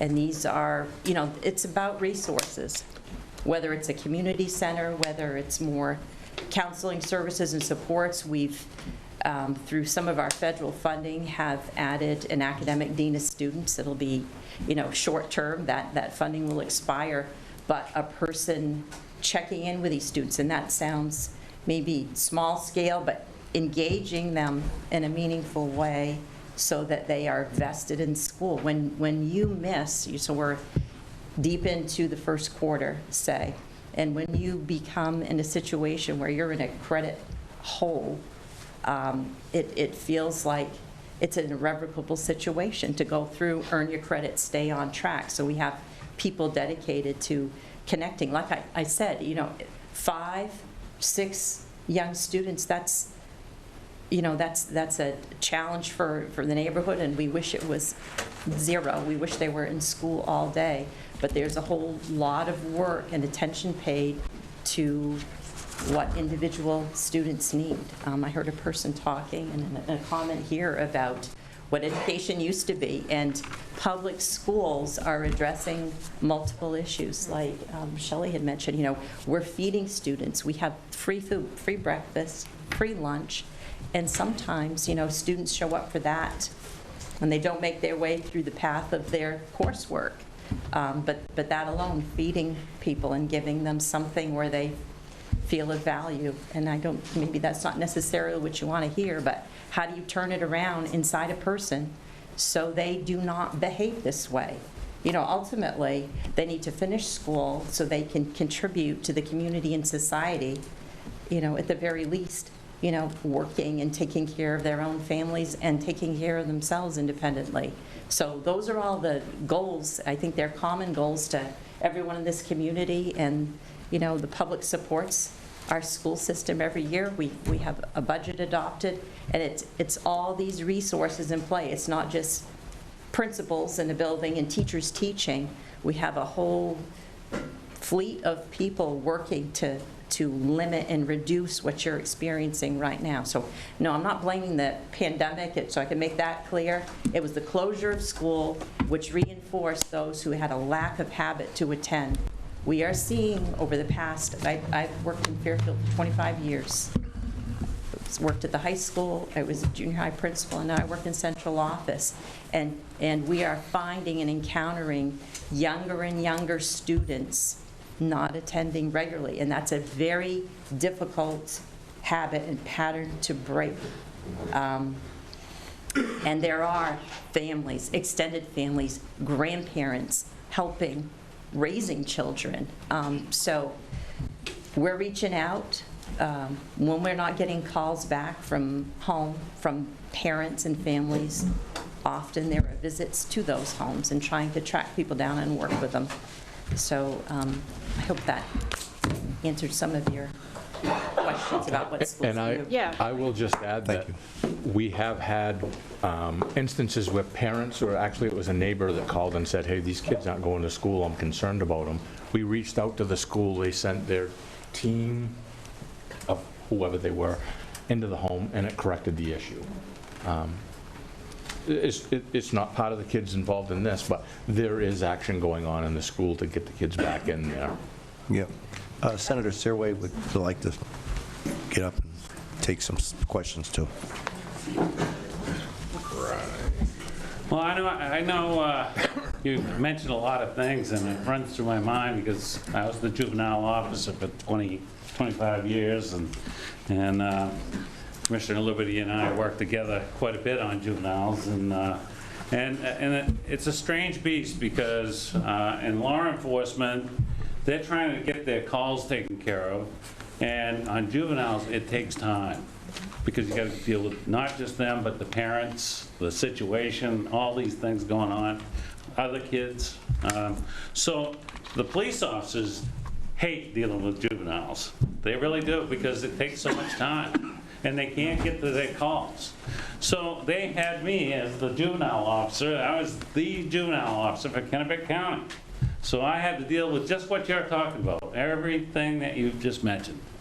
And the number one problem is in the court system, their hands are tied and it takes forever. And kids need it happen immediately. They need to take care of that problem right now. And that's the problem. So what you got to do is we, Commissioner Liberty and I had the Thumbs Up program. And it was a referral process where the officers had the referral form right in their cruiser. And if something happened, they said, look, I can charge you. In fact, we'll make out the summons right now. And you can go home Yeah, I'm gonna call your parents, and you're gonna decide whether you want the thumbs up program or this. And usually, I'd take the time, the resource officer or the juvenile officer would go meet with the parents, explain the thumbs up program to them, and then have them sign it. And also, it included the parents for 4 hours to be involved in counseling. So it also gave a responsibility. It was a mini boot camp for a weekend. And the kids had to do front back goes, you know, for punishment if they didn't follow directions. They had to do chores. They couldn't talk at night when they went to sleep at night. They had a counselor there for counseling about drug use and whatever. And then they had another person for team building. So they learned how to work together and figure things out. And that's what we did for 13 and 14 years. We went out there and lost power at the school one time, about froze to death, but we had a lot of, you know, we'd spend all weekend with those kids. And it takes time, and Russ, I don't know where he is. I know. Oh. Him and I went to Washington, D.C. on a crime conference. And I was assistant jail administrator too at one time, and we used to apply for funds for the Thumbs Up program through the probation and parole. And we got like $113,000 I think I'd get every year, so we could do the Thumbs Up program. And they loved it because it would keep them from getting in parole, because we gave them a choice, and they didn't have to get with the parole officer and all that. And it would discourage them, and the parents get involved, everything. So it's something maybe that you could take a look at. Maybe you could even use some COVID money for that. I don't know. But that's a funding that, maybe that's something to look at. That's the number one thing. I think it would make his job so much easier to have just a referral form and say, hey, this is your choice, you know, and it's immediate. And you can do it even on like a monthly basis or every 2 or 3 months and have it done right here. Or you could, or whatever, and the officers could be involved. So it's great. So that's just my thought.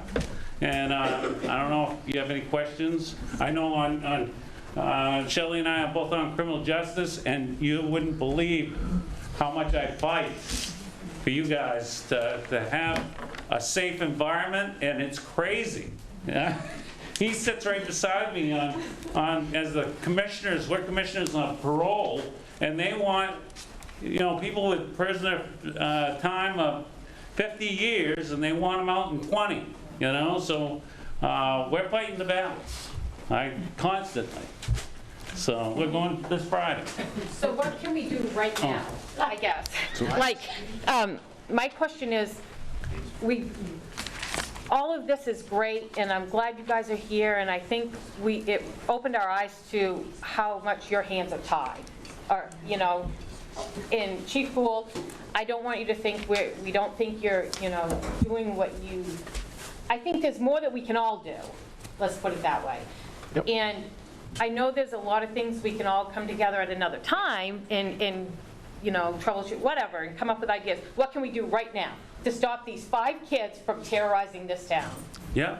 I'm tired of it. There are other things. I don't even have kids in this school anymore. Fairfield actually used to have businessmen meet like a group, and if there was kids that acted out and did some damage to the community or whatever, they came and they sat down and they told them, there's 3 questions. It says, what'd you do wrong? And they have to explain what they did wrong. And then you're going to say, what did you do to correct the problem? What are you going to do from now on to correct the problem? And you got to hear it out. And then you say, now what should the consequence be? And the parents are going to be right here too, and you can ask the parents too. What should the consequence be? Whether it's involving the parents or not, whatever. And then the business people say, well, how about if you do some community service work around over down at the island or whatever?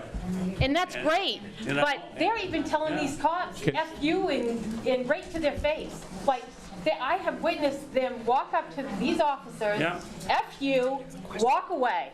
I would never, I grew up in what some of these kids are growing up in right now, Yeah. very dysfunctional, alcoholic, drug addict family, okay? Yeah. I would never dream of acting like that, ever. Let me answer your question. What can we do? As a community, you can videotape the crimes as they're happening. You can call the police department. You can give us a statement so that we can prosecute it. And what I can do is make sure that every juvenile complaint that comes into the PD will now go across my desk. I don't view a lot of the complaints because there's 1,200 complaints that come in. The sergeants all do every single complaint. They forward it off to the court systems because it's too much for 2 officers to do. But every juvenile call, it's only 27. Everyone can go over my desk so that I can look at it to make sure that it's done correctly. And then the next thing is, I just enforce the laws. Yeah. That's all I can do. These people write the laws, okay? And they write the laws that you guys want written. Right. So It takes when these all law of us. changes come in, that's where you guys need to get involved to get the laws written and get the pressure, sorry, but the pressure on them to enact the laws that we can actually enforce so that we can bring the cases to the juvenile officer and the district attorneys. And we do have, I'm a Everybody's dare just officer. changing their I'm a dare lives. officer. I train other officers to be dare officers, but they also have a big variety of things like bullying classes that they can do, just as bullying segments.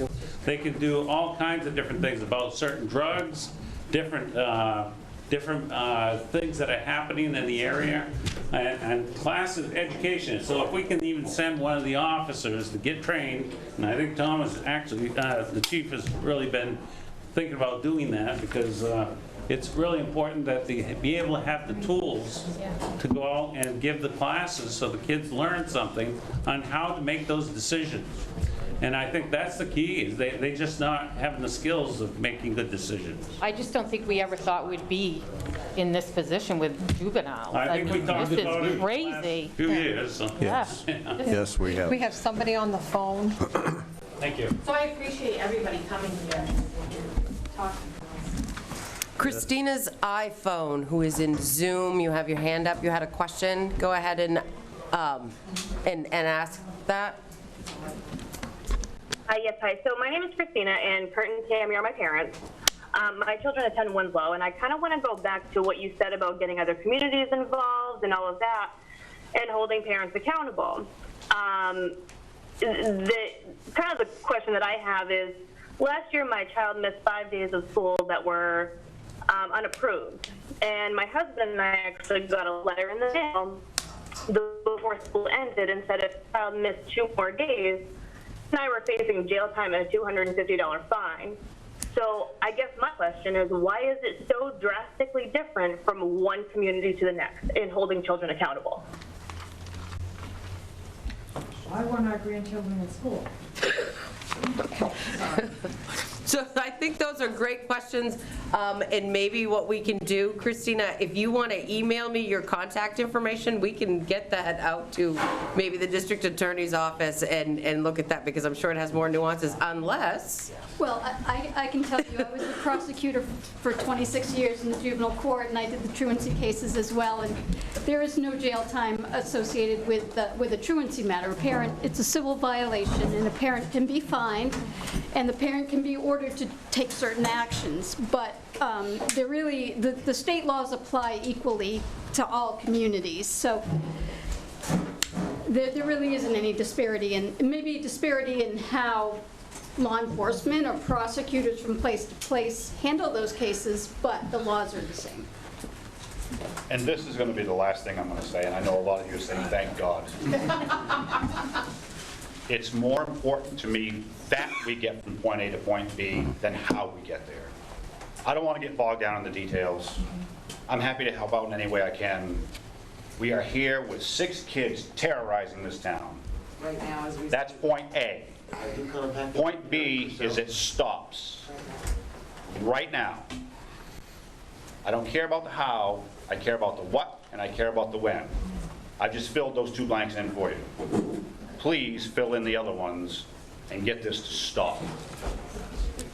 And you all have my contact information. If any of you would like to discuss it with me, at any point, discuss it with me. And as you was just told by our daughter, Tammy and I are her parents, so thanks for calling in, Chrissy.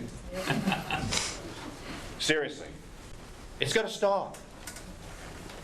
When I say take it seriously, I'm not saying you're not taking it seriously, but it just continues to baffle me how 5 or 6 kids are bringing this much crap on a town of this size and allowed to get away with it. Not only allowed to get away with it, they're enabled to get away with it. That is inarguable. Yeah, Counselor Thibodeau. Okay, thank you. I'm going to go sit down now. Okay. Thank you. All right. I've got a couple of concerns because of the repeat offenders, and it's for Commissioner Liberty. Why can't we put these repeat offenders in jail for an overnighter? That question has been. I don't know. Who- Already. I mean, By the district attorney. I mean, There's no- seriously, because, you know, it is a big, big concern, and they're not getting the message, and they probably won't get the message unless there's a drastic reason for them to change. Thank you. You're welcome. And it just needs, and I agree, it needs to stop before someone gets hurt. So why can't we put them in jail? So I've given you some of the laws, and anyone who needs to know the numbers, this can ask for the numbers of the law, I can provide those for you too, but basically there are limited circumstances in which juveniles can be put at Long Creek. That's our only juvenile. Well, excuse me, I have to disagree with Long Creek because that's further away. We need immediacy. Oh, and no juvenile, there's a law that prohibits juveniles from being held in a county jail. Really? Yes, yeah, and that's. There is a law that prevents me from housing a juvenile, holding a juvenile in the police department for an X amount of time. I'm not You gonna know say what that. you guys need to do? I certainly do. Well, because, you know, there's got to be some kind of alternative that works with the immediacy of the situation and drives the point home and makes the parents more responsible for their children. And I'm not Put the parents in jail. Yeah, well, there is no. For neglect. There is no, as DA Maloney mentioned earlier, there are very, very limited times when a parent can be charged with a crime that would allow them to go to jail. And just to address your point about changing the laws, there are federal laws that govern sight and sound separation of juveniles, not having juveniles in adult jails. So, I mean, it is a very complicated issue, and I don't even think, with all due respect to the legislators who are here, they may be able to fix that one. But I agree with you that we need to find solutions that work, that are effective. But I just want to caution, I don't think that can be an easy fix Right. for this legislature. Okay. Definitely needs some amending on a state level. So I encourage all of you. I've just got a quick request. Short-term meetings, I work nights. The longer out you can put them, I can shift my schedule. But next day meetings, and I don't know who else works nights or working at time. It makes it hard for some of us to be involved in this. I apologize for that, Oh, no, but no. we knew there were going to be limited questions that were going to be asked tonight. We were going to have a plan of how to attack this, and then my plan was to call you guys in tomorrow night. I got one more If you guys thing. are uncomfortable, we can move that to next week, or we can continue it. Yeah. I will beg you all to be here tomorrow night, because it's going to take the whole community to fix this. Okay. Yeah. Counselor Thibodeau. As frustrated as you are, my guys are equally frustrated and vent at me, so I get it from you, I get it from them, because they're the ones that are being sworn at, they're the ones that are, you know, that are dealing with these issues every single day. You're coming to our home. Come to the meeting tomorrow night, and let's work on a solution so that we can end this. And where you said, is this a policy issue, sir? Where you said, is this a policy issue? I'll bring my policies, and we can look at those tomorrow night, and we can discuss them. And I wasn't going to say this tonight, but I'm going to. There are a lot of people that have lost confidence in the police department of this town. Through maybe optics of things not happening to these kids, or the suspicion that somebody is telling you guys not to take them in, it doesn't matter. Citizens of this town have lost confidence in the Fairfield Police Department, and unfortunately, you're the face they're going to see. Correct. And I don't know how you fix that. Actually, I do know how you fix that, but I know how it gets fixed, but all I've heard tonight is, we can't. That's why tomorrow night we'll discuss what we can do. Okay, there's only two things I want to hear from now on, is what we can do and what we will do. I don't want to hear a sentence start with I can't or I won't anymore. Be here tomorrow night. I will, thank you. Councilor Thibodeau. Okay, the SRO is for the junior high and the high school? For the entire district. In one person? Correct. Yes. Well, that's not very good. Why are they from Kennebec County? That's what I was. That was my other question. That was done many years ago. And this is for Commissioner Liberty, if something happens... If something happens at the high school and it's in Somerset County, can the SRO arrest somebody in Somerset County if they're from Kennebec County? So this was a problem when I was sheriff. We were trying to discuss, because Clinton, Benton, Albion are Kennebec County. Fairfield's in Somerset, and it's a district-wide SRO. So regardless of where they came from, if there was Somerset County, they couldn't enforce the laws in Clinton, Benton, and Albion, right? So it's a bifurcated system, right? So the county commissioners in Kennebec County can authorize statewide powers of arrest if they wish, or the Somerset County sheriff can deputize the SRO to have full powers in Fairfield.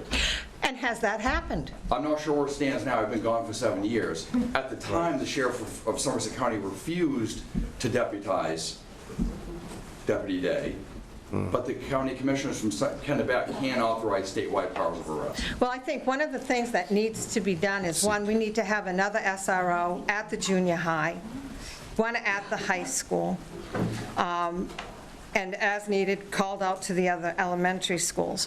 But what happens in the high school is that domino effect. So these kids will start at the junior high and keep moving up the ladder once they're into high school, and then they may not attend. And it's always going to be the same group of kids. So get an SRO at the junior high for that. Again, it's the immediacy to deal with the situation. Get it so that they can arrest people in Somerset County. This is a big oversight, if you ask me. It's counterproductive. And you can only put up with so much talking. And I know, I've been there. You can try to guide these kids all the way through, but eventually, talking doesn't work anymore. You need to have the action. And if you've got money, whether it be from the ARPA funds or whatever, get another SRO at the junior high. It can't be just the school's issue, and it can't be just our issue. And right now, I think you guys really need to get your act in gear and do a better job. I'm not sure what you mean by that. Because, again, you don't even know what the status is on the, I'm not blaming you. It's a communication. He's the commissioner of corrections. He has nothing to do with the sheriff's department. So talk to them. Get somebody else here. Who's in charge? Okay. Representative Perkins. Good evening, ladies and gentlemen. My name's Mike Perkins, State Rep. I have nothing to do with criminal justice. I was a police officer for 30 years. A lot has been said here. Gentlemen here said we want something done now. Chief, thank you for all your hard work. As a police officer, I know how hard it is. Megan, thank you for all your hard work. You can do something in 4 weeks. In 4 weeks, voting has consequences. You might not like what I'm saying. This young lady will bust hump. She will bust hump and go out and protect the people of Maine. I worked with Megan for years. Gentleman here, I used to work with him a long time ago. I worked in Somerset County as a sheriff, okay? We can do something now, but it's got to start now. Talk is nothing, okay? So what you got to do is you got to start thinking about going to the people who said, I can't talk to you because they're going to burn my house down and rape my wife. Talk to them. Give them the chief's information. Chief can go and talk to them personally and say, please, we will protect you. We will do our job. Support those people. That's right, support. But you'll need to do it too, because one person staying alone feels like they are alone. Absolutely. Okay? But if you help them out and you stand in strength in numbers, and it goes. Let me just tell you a quick story. In the criminal justice this year, okay, there's a young lady a representative from South Portland, stood up and said, no child under the age of 25 should ever be charged with a crime. No, this is what we're dealing with, okay? I'm just giving you a heads up, and this is a true story. Yep. Okay? Said that no child under the age of 25 should be charged with a crime. One of your citizens from this town asked her, how about murder? No. Why? Because they shouldn't. How about arson? How about all the Class A felonies? And each one of them, she said no. You know why? Because their brains aren't fully developed. That's what she said. Now, remember, and I'm not trying to get in the politics side of it, but I'm just telling you what we're up against. Down there's a certain amount of people that are leading the state through. I was in a meeting the other day, and they were arguing with the commissioner, not arguing, but they're bringing their point across, that some of these people have been charged for 50 years, they're going to jail for 50 years. Well, if you're going to jail for 50 years, you weren't going 27 in a 15-mile-an-hour zone. Okay? You probably did something that buys that you should. Right, you know. Yeah, but you know what I'm saying? So, but they're saying, well, why don't we cut that sentence in half? Okay? This same person that asked that with no child be charged came and stood in front of the State House, in front of us, in the House of Representatives, and said, all 16-year-old kids should vote because they're highly intelligent. Serious, folks, this starts with politics. I'm sorry, it's a nasty word. It's a nasty game, okay? But it's games with your life. And when criminal justice comes up and they have something like this coming, and I'll work with Megan, Megan already knows that. Scott, I know will. Shelley, I know will. We're all about it. We're all about protecting you. But voting has consequences. And you've got to investigate who your people are, who's running for Senate, who's running for the House, and get behind them. Because the other side that I'm not on is not for that. They're all for soft landing. And soft landings don't help, as you see, because you want action now. I live in town of Oakland. I'm the chairman for the town council at Oakland. I know how you feel, you know, but you want action. That man can't do it, but his hands are tied. And I know you don't want to hear hands are tied. Her hands are tied. But we got to vote for strong leaders, strong people that will work for you. Is that person still in the academy that doesn't seem to think that anybody under 25 should be arrested for anything? She's not in the academy, sir. She's a lawyer. She's in the legislature. And she's a legislator from South Portland. That explains it. But she's not running again. Things are looking up every day. I thought you said she was in the academy, that's why. No. All of these hearings that they did were all available on YouTube. If you go to youtube.com and you look at Maine Criminal Justice Committee, correct? Yes. Yeah, you can view all of these. I think if this has shown us anything, how important it is to get involved. Because we sit back and we just think this is all going to be taken care of and things are going to be done the right way. No, that's not the way it is. I started coming to council 18 months ago, like I said, about these issues. And there was nobody sitting in the seats out here, not a soul. All it took was I went by the park and saw some kid get punched in the face. And You'd be a great witness. Oh, here Yeah, I am. see? I just wanted to be peace and quiet at home, and here I am. And again, I really do appreciate you taking time to call me that night. I really do. And I'm not throwing this all on you. We're just frustrated. We are frustrated. So Because it's coming to our homes. They are coming to our homes and harassing us. We Walk down the street. understand. Grandkids. My grandkids, that'll be all over. Okay, We feel the we same still have two way. questions. I mean, I think you guys feel that we are uncaring. Like I mentioned, we meet, my guys meet, and they're like, we can come up with a policy. It's got no teeth. It's a town ordinance. It's got no teeth to it, but at least it's a step in the right direction. Maybe a liaison, like, because we don't know what's going on with you, what you guys are doing with these ordinances, or, yes. Okay. Perfect, thank you. We've still got two questions. So one of the email questions I had this afternoon was, how about opening up the community center for a few hours after school each day? It's next door to the police station. So it came with an email address, but no one signed it. So hopefully throughout the course of this conversation tonight, if you're watching this movie, that was answered. We do need those resources, those pieces, and that type of funding. And then this other question actually came in from Kira Estes. I believe, and it specifically says, question for Megan tonight, we are experiencing a very high drug rate and it's affecting the community. We are trying and the cops are trying, but you give felon 2 weeks in jail. How is that helping our community? That's Kara right here. Yeah. Oh, Drug cases are mostly handled by the Attorney General's office, but I do handle some of the cases. And it's not logical, really, as to which cases they take and which ones I take. It's really just kind of a shifting of work. So I can't say for sure whether it was an AG case or mine. I can say that our cases in Somerset County, all drug cases go to one person in my office.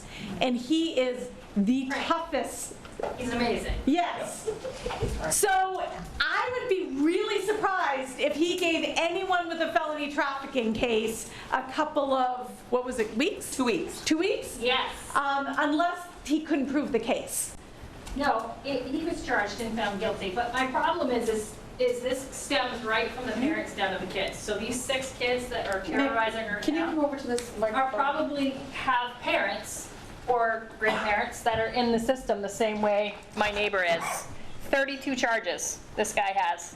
4 of them are felonies. The new felony that he just got, which was in Kennebec County, he could have gotten 5 years or should have gotten 5 years. You guys gave him 1 year, suspended all of it but 2 weeks. His son. What was the charge? It's felony theft. So he's got theft, possession, terrorizing, assault, violating condition of release, domestic violence. He's not a friendly individual. Yeah. But that sends a message to his kids, Yeah. his son, by the way, who comes down and says, when the cops come to the house, the cop says, what's your name? I don't have to give that to you. Yeah. He's teaching his kids the exact same thing that these 6 kids are probably learning. So if we're not dealing with it from the very top down, we're not dealing with it at all. And so felony theft it's a Class C felony. I can tell, yes, right, so it's a Class C. Because you've had more than a certain number of shoplifting cases. So once you get to 5, 6 shoplifting, then we charge it as a felony. Right. But the amount that's taken, and I don't know anything about this particular case, right? Oh, I could give you the full, I pulled the full criminal record. Yeah, no, I mean, I can talk to you individually, but in general, when we charge a Class C, it's because somebody shoplifted something that has a value of less than $10. So when we're able to prove that case to the court and we get a conviction on it, we're not going to get a long prison sentence if the amount of the value of the thing taken was a candy bar, was a bottle of alcohol, was something like that. Does the amount of charges that this gentleman faces. So example, felony trafficking, the drug problem. That's going to be a much bigger He could have been 10 years, sentence. he got 6 months. So where was that? That I don't know offhand. I just listed the 32 charges that he had and what he could potentially be facing. But this is the example that we're setting for the children. Okay, my dad went to jail for 2 weeks on a felony charge. Why do I care? I'm going to get in trouble. Nothing's going to happen to me. So it's literally one problem spiraling the other problem, spiraling the other problem. So I can look at specific cases, and as I've said, you correctly identified who it is. Frank is phenomenal. Frank is and phenomenal. He does handle all of the felony drug cases in Somerset. I've never had a case where I've looked at it and thought Frank wasn't harsh enough. And that's why I put him in charge of all of them. Right. You can, with some cases, it could go to this prosecutor or this one or that one. We take these very seriously. That's why they all go to Frank. Well, I think Somerset County does. The problem is we're right on the line. So we have Kennebec County, who does not seem to take them as seriously. Well, Somerset, on the other hand, Frank is great. Frank knew exactly what I was talking about. In Kennebec County, I don't get to have all those cases. That's where some of them are mine, some of them are not my cases. I have changed the trafficking policies, yes, and so policies are much easier to change. And I have changed it so that now I have a little unit, a drug unit. Frank's the head of it, so he covers both Somerset and Kennebec. He doesn't get to see every case in Kennebec because he's one person, and he's handling a lot. His focus is definitely Somerset. However, he does oversee and set the policies for the entire district. So when I have someone handling a drug case in Kennebec, I've now shrunk that group to only 2 attorneys in Kennebec, and they meet with Frank to set what the sentences will be for that, for their, what we call the drug unit. It is a relatively new unit, and we have had, I know it's extremely frustrating, but it really is harder to get the sentences we want now that the court is just trying to move cases. I had a judge who wanted me to drop just today a Class B theft to a misdemeanor theft. $40,000 were taken. I won't do it. The trial's going to take me 5 days. So the court is losing their mind because that is such a long trial, and they're saying, look, he'll plead to a misdemeanor theft, and so I'm getting pressure from the judges to drop it to a misdemeanor. This one, I've already said, forget it. You find the 5 days. I don't care how old the case is. I'm worried about the law court, but I want the 5 days, I want the trial, because I'm not dropping this B. The Class B, what's different with the B is it's based on the, usually, sometimes the C can be based on value, but they're usually misdemeanor shopliftings that got elevated because of priors. The B, that was what someone stole. They stole $40,000. That's not a misdemeanor. There's no way I can do that. But the court's telling me they can't give me 5 days. So there's a lot of pressures, but what I am noticing with aggravated drug trafficking is we have to take it seriously, and the only way to do that is to have a very small number of people all working together, developing policies that are for both Kennebec and Somerset. There are 8 DAs. All 8 DAs see things very, very differently. We're all elected. I don't have any control over what happens in other districts. However, we do try to work together on certain things. But there was a question earlier about, well, why would it be this way and it's not always consistent? No, it's not always consistent. But in my district, I want it to be consistent. So I do want to hear if you see something that's out of whack, because I'm trying to get that consistency, at least across Kennebec and Somerset. It seems like the concern with the kids is the same thing. They keep repeating these same types of crimes, and they're getting no consequences, and that's exactly what's happening with adults in our counties too. So how do we rectify that problem? Do we all need to meet to come up with better? I mean, what do we do to rectify that problem where they're not being held accountable for their actions? If you have an individual case, I can talk to you about individual cases and see what happened. But in general, we are really working hard to hold people accountable. I will argue for a sentence before the court. I don't always get what I want. Right. Right? The judge actually does the sentencing. But we're asking for felonies, we're asking for prison time. What you're talking about is jail time. Jail time is less than a year. Right. That's not what we want for felonies. We want prison time for felonies. I don't always get what I want, but that's what we're asking for. And you know, it's something we work on every single day to try to figure out strategies to get these sentences to be a reflection of the harm that they caused. And that is never an easy thing to do. It's always, always a struggle. But I gotta tell you, I mean, the people in my office, I could not say enough good things about each and every single one of them. They, I know about the pressure that they're facing from the court because they're asking me to back them up because they don't want to drop it. So they're not saying to me, hey, I want to drop this case. They're saying, I want to keep it as a felony, I want to get the higher sentence, and I back them up. So I'm not having any difficulty with anyone in my office in convincing them to do that. Okay. Yeah. So what about resources? Probably these children are dealing with it. These are their parents. They're drug addicts. They're not being fed properly. They're not going through all of these things. So how can we try to work together to pull the resources together to actually put the guy in jail for 10 years like he should be. I mean, he's got 32 charges and 4 of them are felonies. And actually help his child rather than leave him in a home where he's clearly not being taken care of, and we end up with more and more juveniles that are causing these same problems. That's a really complicated question. It could involve DHHS, although it's hard to get them involved on anyone over the age of 12. It could involve,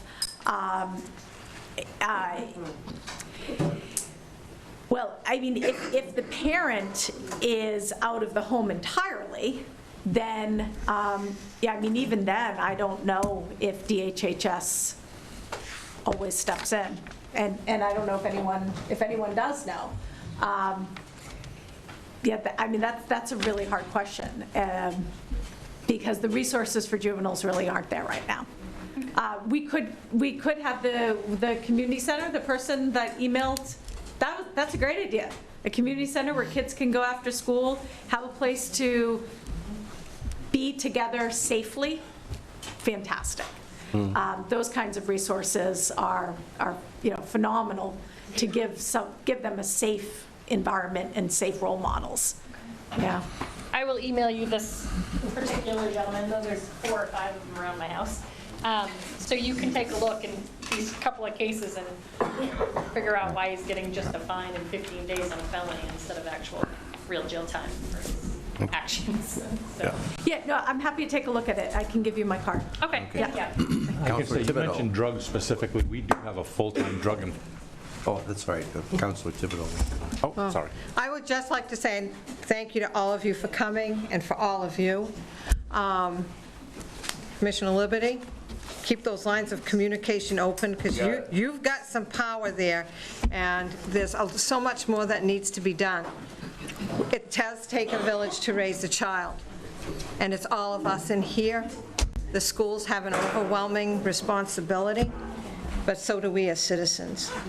At this point in time, I'd like to move this. Okay, Chief? No, I'm good. I think we need to move on. All right, now we go to find the people that had get up originally. They've all spoken. Everybody? Every single one of them has spoken multiple times. Okay. So they're all set. One question. It'll be brief, and I don't know if I'm allowed to, so I apologize in advance. This item 22-118, the 16,370 that you got for forfeiture, what's the police station doing with that money? And can we use it for maybe another part-time officer, an SRO or something, community center? Well, that is a decision that's made by this board right here. I take that money and I put it into an account, and then I make a recommendation to them, and that's something we can also discuss tomorrow. Okay. I'd rather not utilize it for enforcement or hiring. I'd rather utilize it for something that would be more juvenile related. Probably. And it's going to start affecting the business base. We've talked a lot about the citizens, but eventually, if it's not fixed, you're going to start seeing for rent signs in the business windows. Yep, I've already And talked. that's something that really ought to get irritating. As I said before, John? one yes, Tomorrow. everybody on our department is out on the road. Yeah. Oh, we know. Yeah, we know. Oh, we've seen it. We see it, and we've noticed the increase in, believe me. We're not doing that Okay. because of the complaints. You can discuss that tomorrow night. Yep. We'll get to move on. Thank you. Move on to any other council business Well, that anybody has. Thank you. First of all, thank you again. Yeah. Thank you for the invitation. Yeah. Yes, thank you. Thank you, everybody, please. Yeah, I would like to see us at our next meeting have some time to process what happened tonight and what will happen tomorrow night. Okay, thank you, Robert. Thank you. And we'll wait a minute. Thank you. Thank you. Thank you.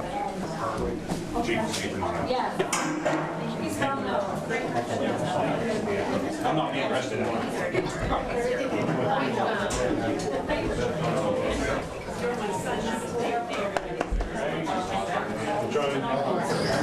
Next time I'll flip the table over when I'm trying to get attention to speak. Thanks.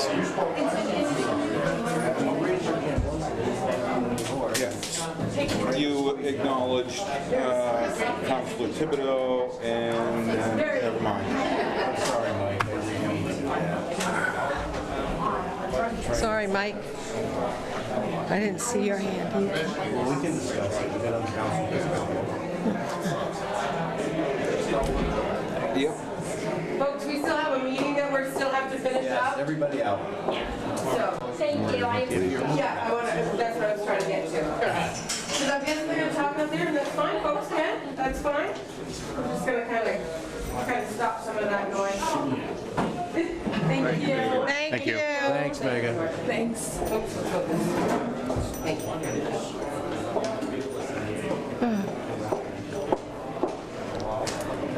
So, as I said, my only council business is, I hope at our next meeting, we can process what happened tonight and what will happen tomorrow night. Yeah. And probably the chief will give us a report anyways, I hope. Nope, that'll be good. Yes. So that's all I have. Put that, you got that, Michelle? Mm-hmm. Okay. Mr. Cooper? You're good? Mr. Taylor? I'd like to bring up, if the town is interested in having a teen center in Fairfield, it wouldn't be going through the Alphon Youth Center. That would be going through KV-CAP. KV-CAP would administer and provide services for a teen center in this town. So Really? that's who you would contact. KV-CAP operates the teen center in Waterville. Funding through the Alphon Youth Center. So, But we would have to get our own funding, right? no, you go through KV-CAP. They work with CBD, community block grants, Okay, and then individual funding. yeah. Because I know that's what I was thinking about. If we did a teen center here, then there's, who's going to man it? It goes through KV-CAP. That goes through federal funding, state funding, local funding. Wow. They provide. So we just provide. Provide all the people and the programs. We hire out. We have directors for the teen center down there. I'm sure with some negotiations with senior management that something could probably be done here in Fairfield. If Fairfield wants that bad enough, KV-CAP would be willing to work with the town to try to facilitate something like that. Let's try to bring KV-CAP in there. And now would be the time to start that discussion, because budget prep and all of those things, so, and we'll just bring so them in happens I have to make a call to them tomorrow anyway for a completely different issue, Okay, so excellent. hit the other side. Michelle is, Same one? Michelle Prince is the one Same, that. okay. Yep. Right. Well, thank She you, would be Mike. the person to. It's good to know. It was in part of my notes anyway of things to follow up on for tomorrow, so, perfect. So everybody's left, but I just want to thank everybody for attending. Yes. Because it's actually nice to have community involvement. And we can talk about what the cause is, but it's nice when you actually have public discussion. So it's nice, like we talked about before, it used to be two people sitting there. Yeah. So it's nice to have that. It's unfortunate that it's this type of a situation that brings them in, but it's nice to see the community out here. So I think that's important. The next thing, unfortunately, we'll probably be late getting to tomorrow's meeting because I finish up work at 6 and that's all right. an hour down, but it'd be nice to. It wasn't necessarily a council meeting anyway. But it'd be not our interesting meeting anyway. Yeah, but it'd be interesting to see how that goes. So I mean, I think it'd be neat. I think what you're talking about, Stephanie, I think there's the follow-up from that. And I'm not sure exactly how our bylaws work and everything along that line, but having a working group somehow being established with members of the community, A or 2 or whatever, member of council, member of the people that talked tonight. I think that's important to make sure that it's like, hey, we had a great meeting, and what are our action items? So let's make sure we follow up and keep moving forward. Yeah, I was planning on going, and I know we can't have 3 people present. You That's can. the problem. That's not true. No? You can have 3 Just can't people in discuss. attendance. I We can can't post the talk. fact that there could be potentially more than, that a majority of the town council will attend this meeting. Okay. What you cannot do is you cannot discuss and act on anything that might be considered council business. So as a counselor, you couldn't stand up at that meeting and say, I guarantee you as a counselor, we're going to do this, right? So that kind of thing. Yeah. You live in this community, you're still a part of this community. There's no reason why you couldn't attend and have a conversation with folks at this. You just have to be very careful This is as a of what kind of hat you're wearing and what you're saying when you do that. Right. And we'll just get it posted. And just as a follow-up on that, because I know somebody did answer why it was short notice, and Tom didn't mention it. neither him nor I were exactly sure how this portion of your meeting was going to shake out this evening, because you did have the right to not allow anyone to speak during that workshop piece, right? You do not have to allow comment on any of those items. It's good that you did, but this was done as an avenue so to ensure, depending on what happened here, folks were still going to have an ability to follow up and have questions and get that interaction and discussion that they needed. Right. So that's why he said, I'm going to do this just in case. That way, too, it didn't get limited so that folks were, you know, if you had had 100 people show up tonight and every one of them wanted to talk for 3 minutes, we know how, and how that conversation was going to continue to go. So that's why he set that up for tomorrow. And hopefully folks will Well, with attend that as everybody well. here, basically eliminated the 3-minute. Well, you were good to allow a conversation with the community on such a vital issue. Well, as long as and it was great that we had the people attendance. that had to have the conversation. And I think long-term, who knows, we have till 2026 to spend, I mean, ARPA funds may be helpful in this Yeah. endeavor. So I'm not sure where that'll fall with KV cap and starting a center or anything along those lines. We need money to help defray costs or matching funds or what. You know more about that than I do. I know enough to get the ball rolling. Yeah, but at least the funds may come in handy for us to have, which is good to know. Probably would be good to have a working kitchen. And I guess the last... an actual teen center, not here. Right. Oh, not here? No, they can have an actual teen center. Oh, so in a whole different building. Yeah, I mean, if there's a building in town that the town owns or that wants to give a 99-year lease on, or The good building. if there's The good house next to there's the a library. 100-year-old building they're in Waterville right now. Huh. They just did some renovations to it, but it's a place for the teens to go. It's where they learn skills. That's where they have counseling. Do we have anything? I think the good house next to the library, although, no, it's not any good anymore. No, that's a dump. You'd want something in town. Yeah. Right. Because, you know, this is fairly, you know, this isn't too far to walk from the park, from the schools. You need something local. I think if you send something, they're not going to go. Right. I think they need to walk. There's the Elliott Building, but that's not any We are good. in a, what is the word I want to use? They are in a depreciated portion of town. That is where KV Cap operates, is in where there is poverty located. KV Cap is there. You know, KV Cap is not going to be in an affluent part of town. Well, Is it, whoop. Got them locked out, huh? Nice. Sorry. Definitely, it was propped open but didn't get unlocked. the last part, I'll totally shift gears, but maybe next time, I think PFAS is still a big issue for us. And obviously, we have other things. We've been kind of whack-a-mole a little bit. But I'd love to hear more about your experience from your meetings. It sounds like that actually might be fairly rewarding for us. So yeah, I'd love to hear more on that. Yeah, So thank you for attending and thank you for doing that. I have some new facts, updated statistics and information from DEP too that we're working on putting a slide together so we can get that out and get that publicized based on, you know, number of testing, positivity, those kind of things.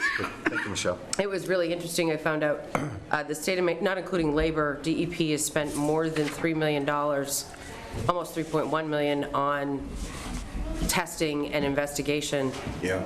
Over 1.5 million of that has been spent in the town of Fairfield. Wow. So more than 50% of what they've spent throughout the entire state has been spent here already. And that doesn't include labor. That was just strictly services. So, yeah, so I've got some good stuff that I'm going to put together for you. Thank you. Yeah, we've done Good. strong stuff there. We can put that on as a discussion next meeting. Cool. Appreciate that. Good idea. That's Anybody else got anything that... I'll speak out loud quick, because I didn't get a chance to it, but thank you again, Stephanie, for, who knows, with this, we have to make sure that we can keep Mill Island very usable and doesn't get damaged by folks in the community. Right. It can be a real gem to us, and so I appreciate the hard work you're doing there. Thank you. Okay. Now, the next regular meeting of the Fairfield Town Council will be on Wednesday, October 26th, 2022, to be held as hybrid meeting via Zoom and in council chambers at 6:30 a.m. Now, we will go into recess at this time and sign all documents required signatures. I'm hoping PM. Yeah, I really hope for PM. Maybe we do a breakfast meeting. Motion to recess. Second. Okay, we're recessed.